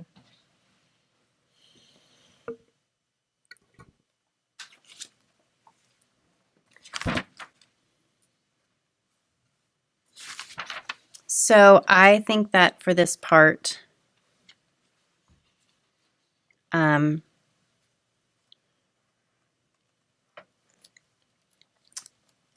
my full thought process is that we probably would need to work with the Department of Education, the Commission on Teacher Credentialing, and the Advisory Commission on Special Education to change these. However, I don't recall from our disapproval that being a problem. That being said, does not mean that it isn't an issue.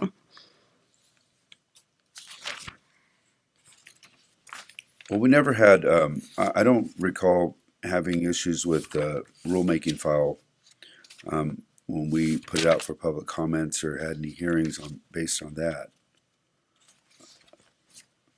But we could, I just don't recall that being an issue. I don't recall it either, and I don't recall it being an issue.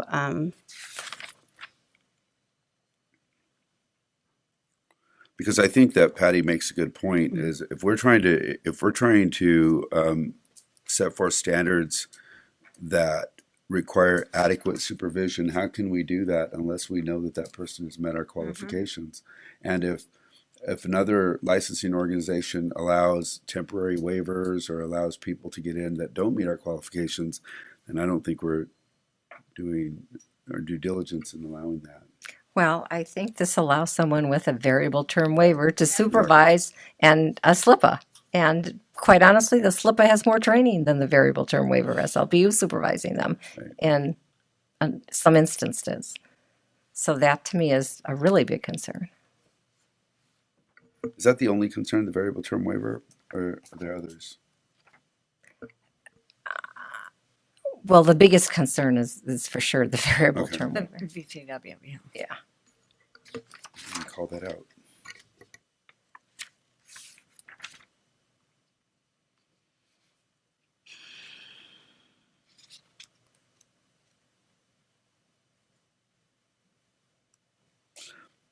Well, that would be addressed with the current language, though, right?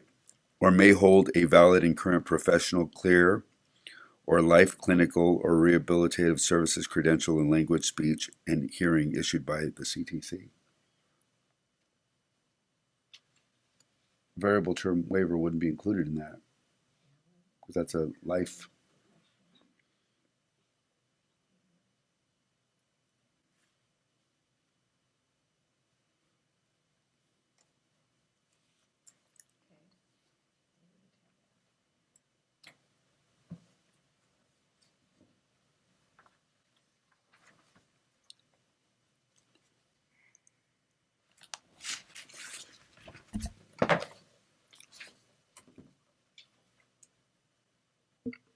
Any other thoughts on that?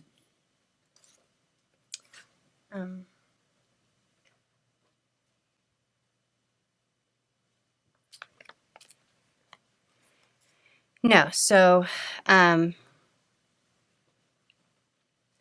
once again, there'd be that very small number of SLPs who don't have the master's degree. And maybe by the time these regulations become effective, that will barely exist anymore. okay. So are you saying that you're okay with it as it is, or I'm reluctantly okay with it. Because we're adding a 2-year requirement that wasn't there. right? Well, 3 year, and we're going to change it to 3 years. But if we left it as it is, we're adding a 2-year requirement that was not there. Oh, This is something that I think we've already vetted out. yes.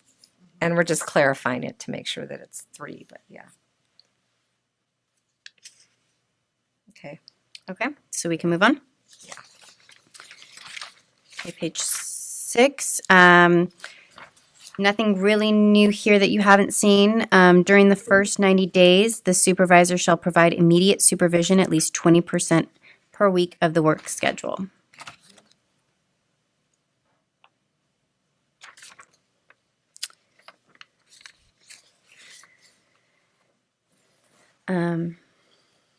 Now we are on page 7. And again, it's going to be that issue of, I'm sorry. So this is the supervisor's responsibility statement. So if I could direct you to that page, which is going to be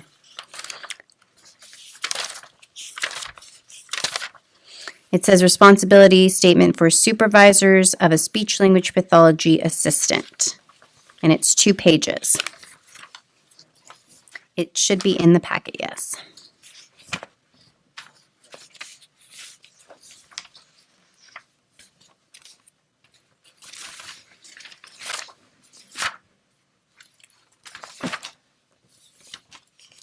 So my first question is going to be, in the regs, it's referred to as responsibility statement for supervision of a speech language pathology assistant. And the title on the form is responsibility statement for supervisors of a speech language pathology assistant. So, supervisors or supervision? Supervision. I'll make that call. Supervision. Okay.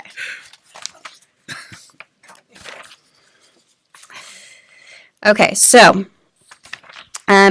originally this was one of the main reasons we had issues with OAL, and that was because there was some confusion as to who had to fill out the form and who had to sign the form and where. And so what I'm suggesting is that this form be submitted by the supervisor only. The supervisor has a lot of responsibility, and so the only information that they have to provide about the speech language pathology assistant is the person's name, the SLPA number, their address of record, and an optional email address, which they may or may not have any of that information. I would say, actually, and maybe I can ask Karen or Paul, does the board actually need all of that information in order to connect the SLPA to the supervisor? Which specific information? It says Part A, speech language pathology I think assistant. everything that's there is good because that would give us the information that we need to connect. Okay. Others. I'm going to recommend, though, that you take out email addresses, because I like that it's optional. it is optional, but it's not their option. If the SLPA does not want to provide their email address to the board, and then the supervisor gives it to the board, I don't think that that's. We can collect it on their application, right? Yes, it's Okay. optional on their application. So I just recommend that we take that part off. Sure. So, but this is going to be filled out by the supervisor. Right. And so they're just going to plug that in, and it gives the board enough information to match the SLPA to the supervisor.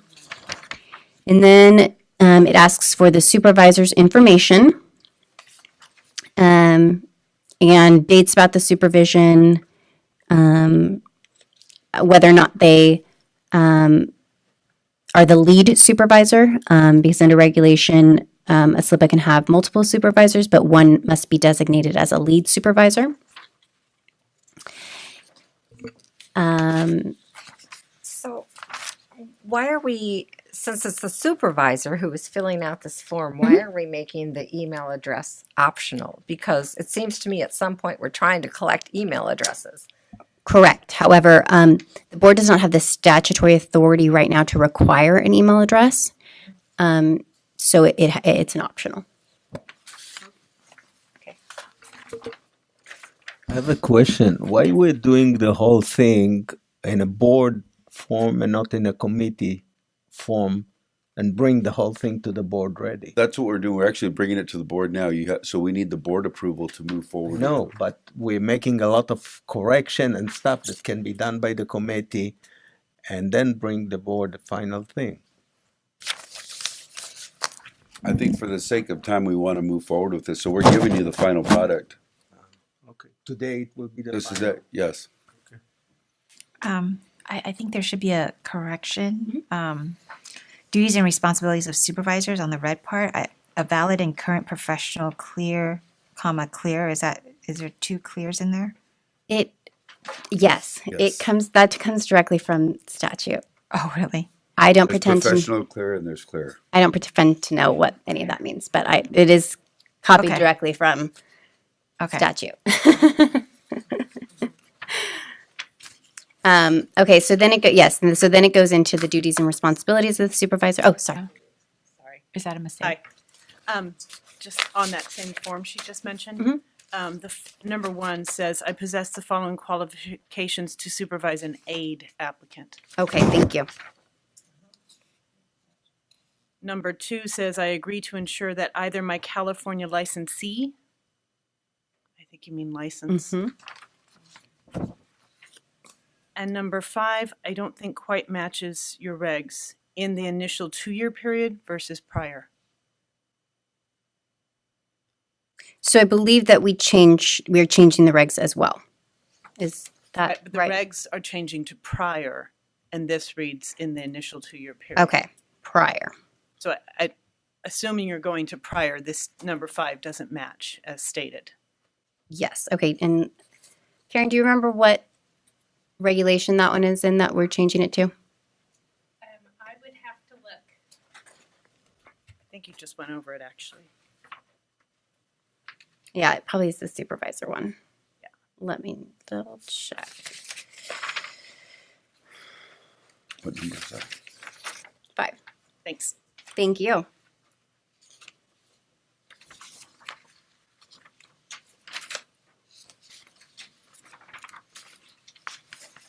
Yes, continues no less than 6 hours of continuing education, development,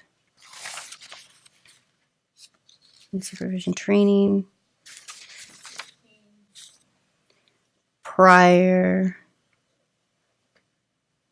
to the commencement.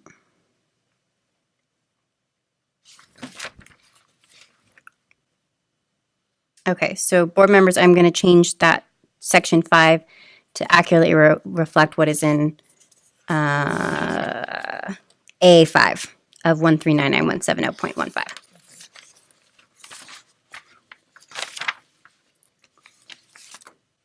Does that take care of that section? Yeah, it's prior to the commencement of supervision. We're ready for a motion on that? Is there anything else? There can be a motion on that, yeah. Okay, we're ready for a motion. Oh, no, we're not ready for a motion yet because we need to determine what the proper ASHA documents are going to be. Oh, okay. Yes, thank you. Sorry it took so long. Patty, there were 4 PDFs that I had to marry together, and they weren't having all the printers.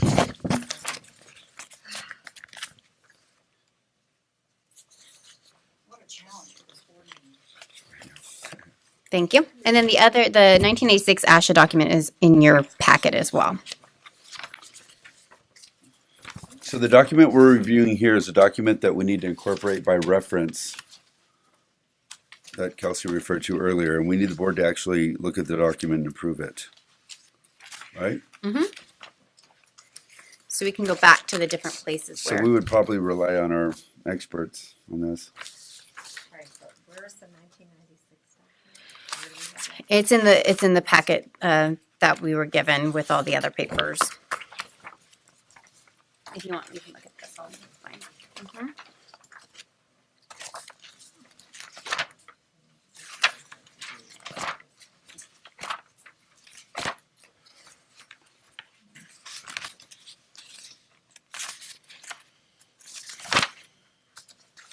Do you feel like we need to come back to this? Well, I just feel like this is, given how long it's taken already, I have to agree with the suggestion that this be in practice committee instead. This is I don't want to go racing through this second just for expediency's So sake. should we come back to this? Well, it means that you won't be able to submit this until the next board meeting, but, or we could have a practice committee. Well, it still would have to wait until the next board meeting. It's just that, I just get really concerned that one word is wrong and then everything is mucked up as a result of that. And, we're racing through, we aren't taking the time we need, and Well, it's And that's a regulatory process. I mean, we have to Yeah. make sure that we get this right. I think sometimes, in our efforts to move it forward quickly, that can lead to problems down the road. So I think we should be encouraged by the fact that we've gotten this far. We have a really good packet of materials here, but Yeah. why not shine it up, dot every I, cross every T, and make sure it's ready to go? I just think, because really it's of greatest concern to Dee and me and not the rest of the group. And I just feel like we're nervous about taking enough time. What's that now? You're not the only one. Yeah, that we're I move trying to to race through recommit. Okay, you want, Amnon, is your motion that you would like to Do we refer this to, Do we need a motion? no, D could assign it. It could be either way. D could assign it or, Assign it to the practice committee. yeah. I very definitely, let's assign this, Patty, to the practice committee so we can go over it again. Yeah. Okay, now, Can I ask you, Kelsey, what do we have left on this list? so kind of in conjunction with that is the SLIPA application package. So that's E. Yes. Okay, so if we bring all the SLIPA stuff back, we could probably address C and D, right? What are C and D? C and D is notice Oh. to consumer and approved institutions? Yes. Okay. So, And I think we could also do supervised clinical practice as well. right, that's part of E, right? Sure. I'm not looking at the. So if I go, so right now let's turn to C. 17C, please.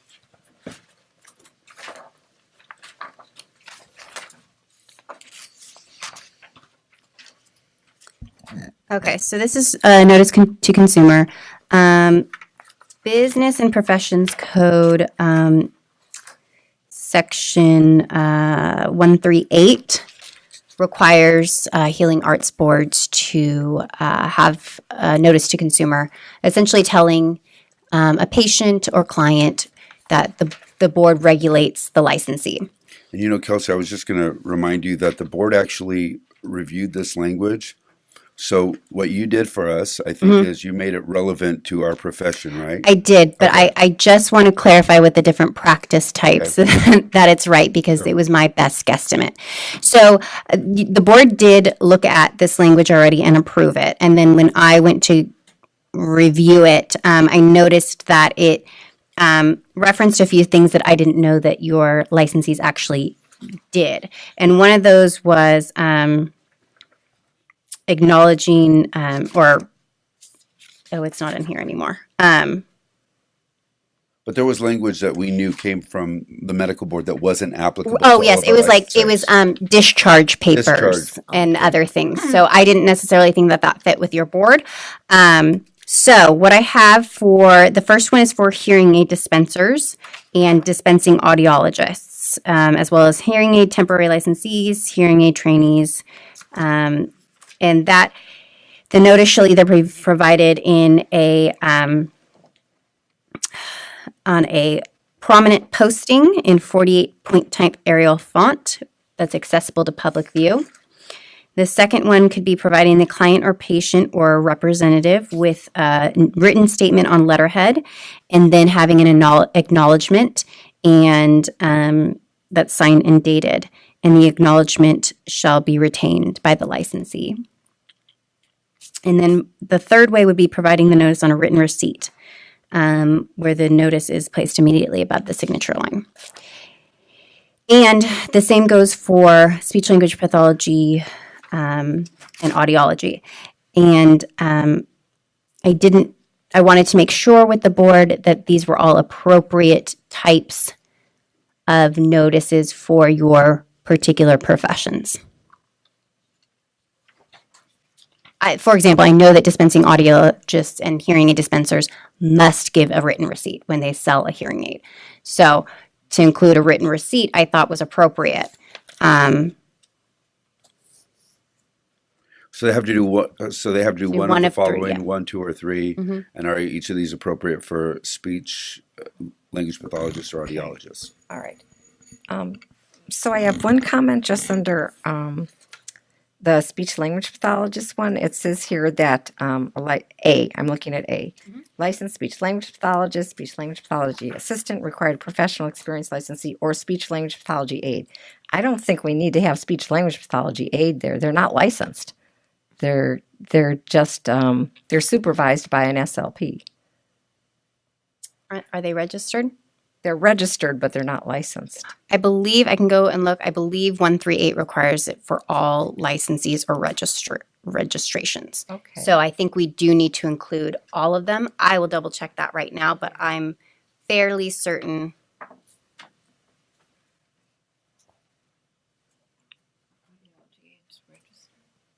Yes, It's audiology considered aides like are a registered. One-time registration.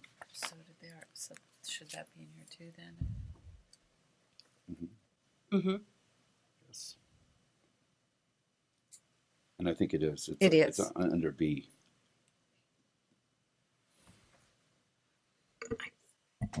What's the difference in the definition of client and patient? What's the difference?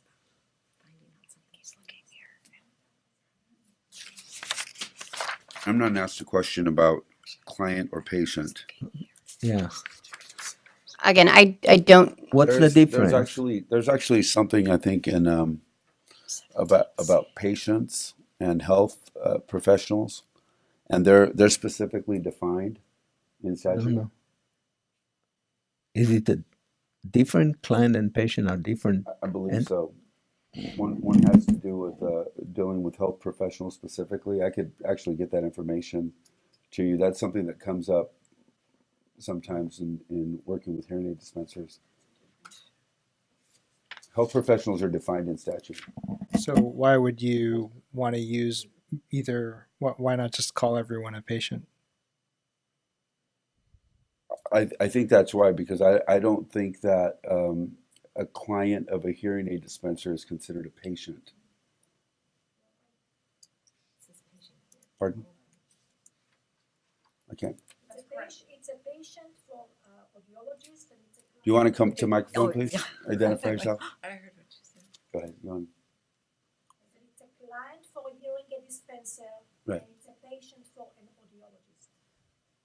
That's what why it's referenced that way. Thank you. Well, and also, She knows an audiologist and a hearing aid dispenser. yeah, but also, I mean, I also in the schools, since this also needs to be noticed in a school, an SLP working in a school, it's a student. Yes. So that would be under.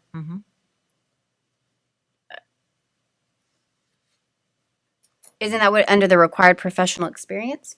No, I'm talking about the notice to No, the consumers. Okay, so that's my question though. The regulation needs, because there's so many different. Well, I think client would cover that though, wouldn't it? Right, I think so.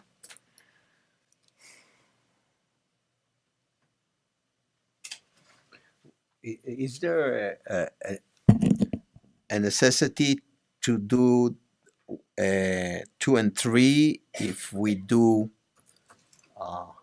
like if we post it in the office, everybody see it. It can be a patient, it can be a client. That covers everyone. Consumer, Yes. It can be So everybody. that is the way that some boards have chosen to do it. Only on the off. Only a notice that must be visible. It must be, the public must be able to see it. It must be in a certain size font.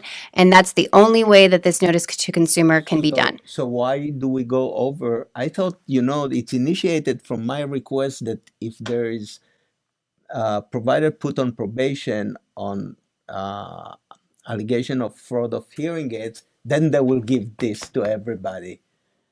And we said everybody will have it on the office, but those on probation will have to give this. And not now everybody has to go and change their receipts. I think that's two different things. So this is actually something that came up prior to that discussion, where the board wanted to notify consumers that our licensees are licensed by the board. The discussion about the stipulated settlements and disciplinary guidelines, that came afterwards, that everyone who has had discipline should notify their clients or patients. I thought that so they're two separate issues. We can have only the notice to consumer and not have the 2 and 3. Just have one. And have the 2 and 3 only to those people on probation. Instead of the whole field now has to change their receipts. It says shall be provided by one of the following. Right. Right. So it doesn't have to be all of it. So I think the question for the board is, in terms of public protection, do you think that having multiple options for the licensee population ensures public protection? Do you think that it's better to just do one type? You could just do a notice via a sign that everybody must post. I don't know if that works for all of the license types. That's my question. I think dealing with students, even with faculty, the less verbiage, the better. What will stand out to them is what I would go with. They don't tend to read and make it very simple and obvious. So what we proposed here is to give the licensee the option of one of the 3. Yes, that's a good idea. And I think that may work in some settings. You have a retail location. Some of our licensees go out and deal directly with clients. Okay, so is everybody good with this language? So have you found out about the registration thing? Oh, yes. So license defined. License means any person authorized by a license, certificate, registration, or other means to engage in a business or profession regulated by this code. So it does need to be. It's everyone. Yeah. I apologize that I didn't answer your question. I forgot.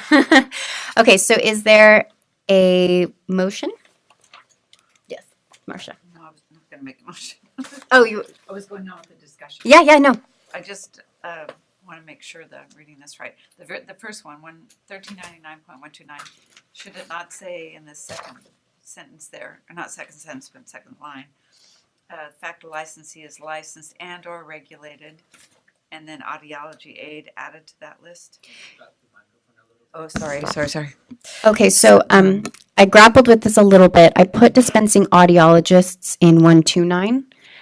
Because that's the section that deals with hearing aid dispensers and as well as dispensing audiologists, because under your statutes, that's also how it's broken up. You have speech language pathologists and audiologists in one section, and then you have hearing aid dispensers and dispensing audiologists in another section. So the aid part and the non-dispensing audiologists are in subsection B of 1399.1571. However, if it's the board's request that we change it, I think that it would be proper either way. That's just the way that when I was thinking it through, I chose to deal with it. So we don't have audiology, a speech language pathology aids and assistance in this. But that's the truth of it, right? Right. Because the word regulated is in there, I think every kind of professional. Well, I think what So if would you cover turn us the is page- if we Yeah, just I saw added it. Okay. audiology aids to that section, that would encompass aids that work in a dispensing audiology setting. It does, under B, an audiology aid. Notice consumers, audiologists, required professional experience licensees, and audiology Oh, but aids. she's talking about the other notice.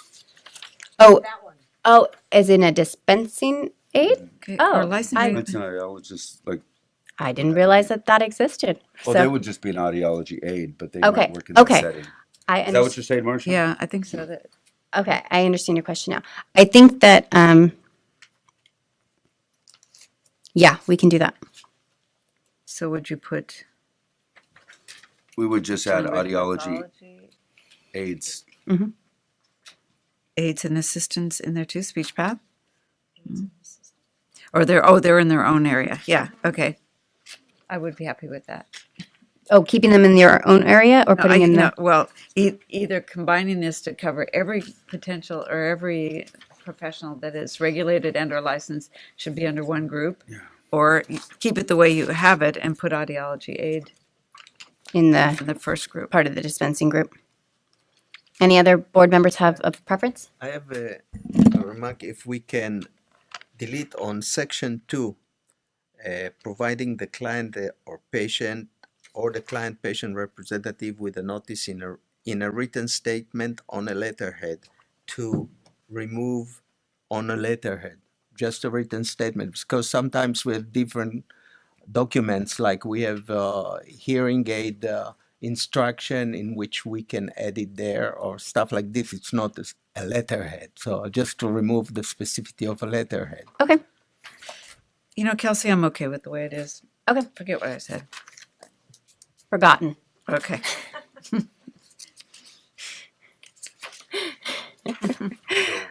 Any other questions or comments on these regulations? We're moving both letterheads, right?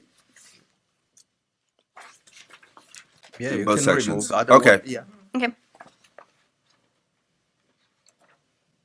Now we're ready for a motion. So can you review what we need to talk about at the next SLP practice committee meeting, just so? Oh, well, We can get to that when we get to the Okay. the future items. Is there a motion to adopt these regulations as amended? Yeah, I move. I'm sorry, did we cover everything on that list already? Like, In terms of the notice to consumer, because they're identical, yeah. other Okay, than. okay. Okay, so is there a motion to approve the proposed regulatory action to sections 1399129 and 1399157.1 as amended, and direct staff to notice the language for public comment without setting a hearing, and designate to the executive officer the ability to make any non-substantive technical changes? I move. Second.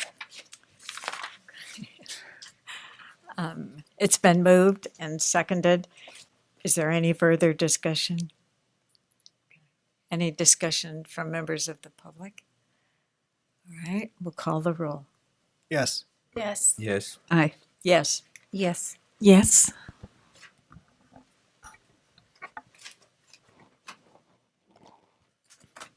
Okay, just a quick time check. It's 3:20. I think we have time to look at one more regulatory package, and then we can go to future agenda items, if the board is okay with that. Delayed.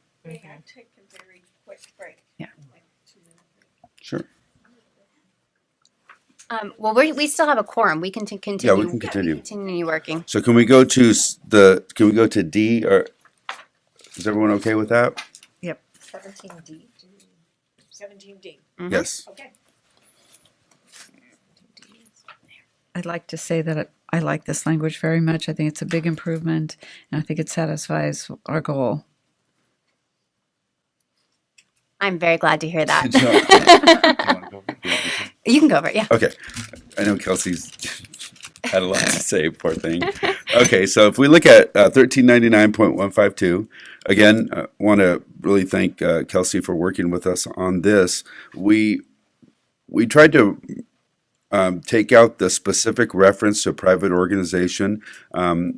Each of the board members, or a few of you, gave us your opinions, and I think the goal was to be neutral and to specify what the requirements were for an accrediting body and an accrediting institution. So we removed the former C, D, and E and added A, at its discretion, the board may review and approve a comparable accrediting body. To be recognized as a comparable accrediting body, the educational program or programs accredited by the accrediting body must have academic and clinical requirements equivalent to a graduate or doctoral training program accredited by the U.S. Department of Ed, GIA, or COPA. And those are identified up above that. How long will it take? The other thing we did, I'm sorry, Marcia, is when we talk about institutions approved by the board, the reason for this, this is in section B of that section, an institution approved by the board as used in section 2532.2 and 2532.25 are the licensing requirements for speech language pathology and audiology. Many of our references refer to the old licensing requirements of an audiologist and not 2532.25. So that's another important addition there.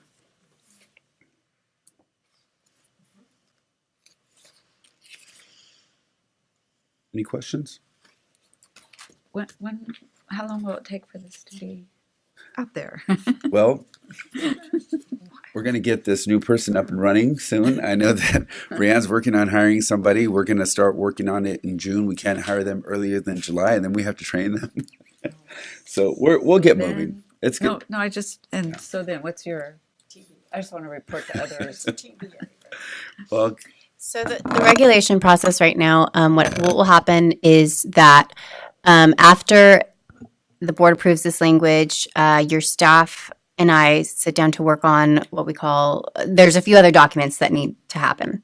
So we draft those documents, then it has to go through a formal review through my office, which includes myself, my supervisor, and our chief counsel. And then it also has to go through the Department of Consumer Affairs and the director's office. And then it also has to go to agency. And so then, after all that review, it can be noticed. And then there's a 45-day comment period. If you receive comments, we have to bring it back to the board. And then it has to go through another final review before filing with the Office of Administrative Law. The hope is that with a very thorough pre-review process where it goes through my office, the department, agency, that the final review should not take very long, especially if there aren't any changes or any substantive changes. So, and then OAL has 30 days upon submission to make a determination. No, just, well, I'll give you a realistic assessment. This is not the highest priority when it comes to our regulatory package. I know we'd love to have it done, but we have to get our disciplinary guidelines moving. We have to get our fee increases. So there's a couple other things that are on top of that. I do think that we're looking hopeful once we get our new person in to help us and just be dedicated to this. Okay, thank you both. You're welcome. Okay, so is there a motion to approve the proposed regulatory action to section 1399152 as presented and direct staff to notice the language for public comment without setting a hearing and delegate to the executive officer the ability to make any technical and non-substantive changes? So moved. Is there a second? I second. Moved and seconded. Is there any more discussion on the board? Any discussion from members of the public? Okay. Then let's call the roll. Yes. Yes. Yes. Aye. Yes. Yes. You want to abstain? was gone, so I'll abstain. The motion passes.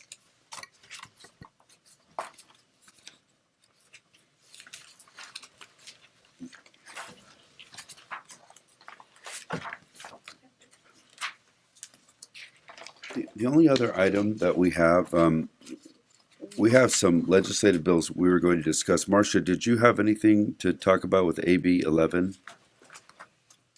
I don't need to talk about these other two bills at this time. No, it doesn't look like it's going to have any legs. That's about all I know about it. That it's also kind of we don't do hearing screening on infants. So there's something in the author's language is not quite right to begin with. But so I don't think it's going to go anywhere. But that's all I know about it. We do newborn hearing screening, but that's not what they're talking about. It's screening infants, just providing those services, and they mean diagnostic testing. So it's a misnomer. So I think we are now 19.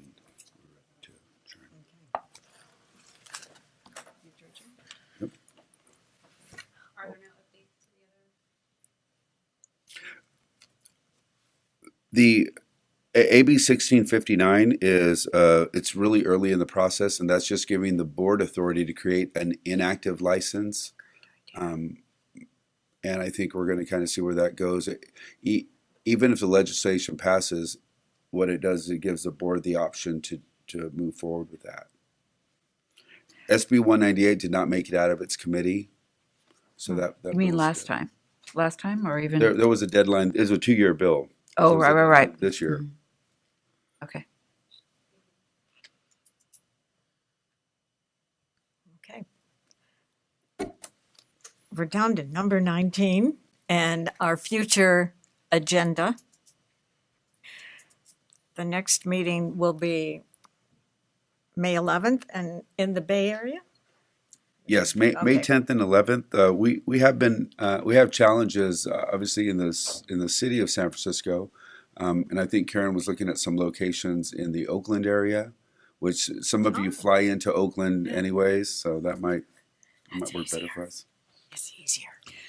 I thought when Patty got the room at San Francisco State worked well. Did that not turn out that way? Do you want to comment on that, Karen? I don't know that it didn't. Yeah, the room at San Francisco State worked out well. It's just at the times of the year, flying into San Francisco, a lot of times the fog prevents you guys from coming in, and you guys end up going into Oakland anyway. Oh, absolutely not the case. I fly in and out of San Francisco all year long, and to be stopped by fog is Dee and Debbie unusual. get stuck. He all had the one time. experience. That's We've been, actually, what I finally decided was if we're in San Francisco, I will fly up the day before so that I don't go through, it just happens so frequently.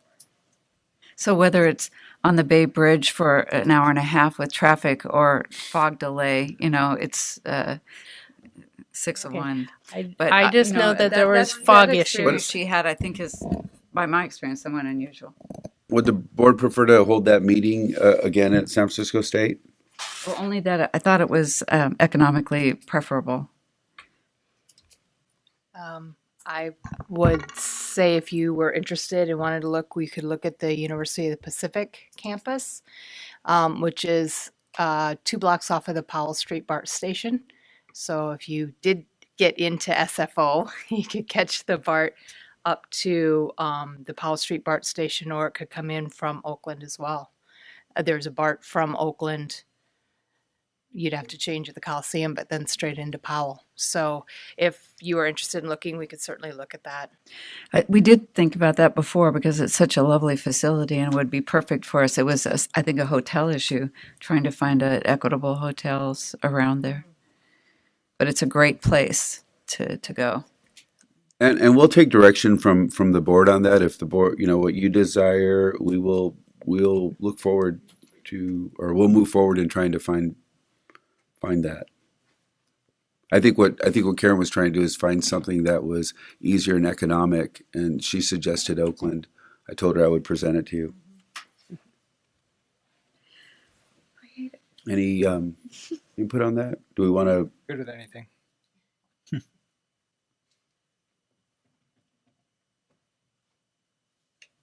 Dee, make the call. No, I've already decided. It's happened more than once, and it's happened enough that I am going to go up the night before, no problem. And that's fine with me too. I don't mind going the night before. I'm more rested anyway. Yeah. So whatever works for the majority. Okay. Okay. I'm fine. Yeah. So are we looking at San Francisco State again? Okay. Okay, so I haven't done anything about that. Marcia, since you're vice chair right now, You don't would have like to. take I over can look into it. responsibilities for that. That's not a reason why. Okay. Yes. Think future agenda items. Any future agenda items? Locked hearing aids. Got it. Locked hearing aids. Okay. Thanks. With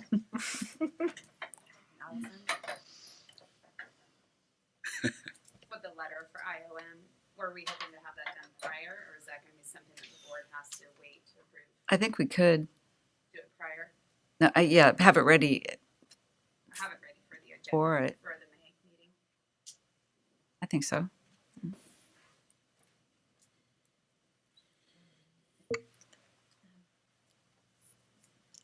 So I have a couple of items. Follow up to the SLP telepractice. And Paul and I were talking, I don't know what you want to do about this, but just identifying what regulations currently exist on boards in the Department of Consumer Affairs, just a list and the language as far as what currently exists. We don't have to agree or disagree with any of it, but it would just be good to know what already exists and has been put into regs in the Department of Consumer Affairs boards and bureaus. Can I just ask, are we not also considering audiology telepractice and issues related to that, or is that? I think we would consider any issues, and that's what I think should direct the conversation is the need and the issues. While I appreciate what Patty's suggesting, I think to just do an exhaustive search of everyone's regulations on telepractice, I don't know if that would be the best use of our resources at this time. If we have a specific issue we're trying to address, I could look at specific boards though. I mean, I could look at medical board or some of the other boards. And that's the case for speech pathology. There's a specific issue you're looking at. No, we're doing fact finding. What we did in our practice So committee it's meeting was still fact relevant, findings. even though it's probably not what you want to do. Is it? You could. Are you talking? I'm talking asking me? Yeah. Well, if you want me to devote my time to doing research on what other boards are doing as far as their telepractice regulations, I can do that. I serve at the pleasure of the board. Well, I think Well, the that sounds idea painful. I think the idea of specifically health professionals would be what we'd be interested in. I don't think that, we're necessarily concerned about cosmetology or something like Right. that. So we're really only concerned with really a much more select group of boards. Well, that's still a significant number, though. Mm-hmm. I think we, saddling you with that because you seem to have access to that information. Is there a way that board members could equally access that and gather it ourselves? Well, there is. I probably would use the same resources that you would use. I get on my computer and I look at everyone's statute and regulations. That's what we did with, I think, another topic that we dealt with. And like I said, it's something that I can do. So I think the, How exhaustive. I mean, I think the two boards probably most applicable are medical and optometry. Yes. Optometry is very significantly using telemedicine. So, I mean, those would be the two boards to look at. I mean, if you wanted to see what regulations. What I can do is we can look at their regulations, and maybe I can send you and Patty each what their regulations are offline, and then you can tell me if you want to pursue a discussion on that with the board. So I just have a question. Do you have meetings with, I assume that the boards and bureaus have some kind of monthly meetings or et cetera. Isn't it possible to just ask those folks at a monthly meeting, do you have regulations on telehealth? And then if they say, yes, we Absolutely. do, then, I mean, we don't want to give you extra work. Even if you just found out what boards had regulations on telehealth, I mean, I suppose we could divide it up between, some of us to take a look at that.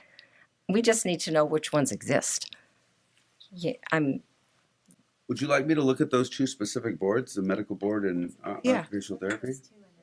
Because we always. So I did a quick search yesterday just based off of one of the telehealth statutes, and all I saw was OT and behavioral sciences. So therapy. Okay. That's what I saw. I have a question. Do you still need a vote, or I can leave it? No, this is just items for agenda. Thank you. Yeah. See you in San Francisco. I think that you should do a motion and a vote to table the executive officer's report. There could possibly be potential public members that came to this meeting specifically for that reason. And so they may want to have some input should you decide not to discuss it at this meeting. I can actually just address it. I gave a partial oral report, and I can give you a report that we've included a budget, licensing, exam, and enforcement report in the binder. Yeah. If you have any questions or anything specific, you can ask them now, or you can direct them to me at a later time. and then also just for future agenda items, the slip of regs that we've been going over. Yes.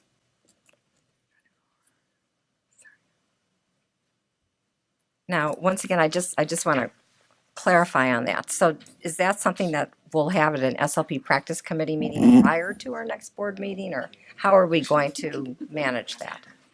I think that's something that that maybe Brianne can work with you on if you want to try to do that before the next board meeting as the committee chair. Okay. I don't know. 17 days is the institution. Seems like we'd want to do it prior to Patty, so you guys can coordinate on that day. Okay. Because we'll have it. 16E. You This can assign one? it to the practice committee. if you Oh, want. all right, okay. Which I think she already did. I thought we Yeah, she had did. done Yeah. it, yes. Oh, this is an updated enforcement Thank report. you. There was an error in the other one, an oversight. Okay, Brianne. Okay. And here. That's how I said it. Or as Brianne says, an error. An error. Would you like to adjourn, Caroline? Pardon? Would you like to adjourn? Yes. Like us to coordinate? We are adjourned. Oh, sure.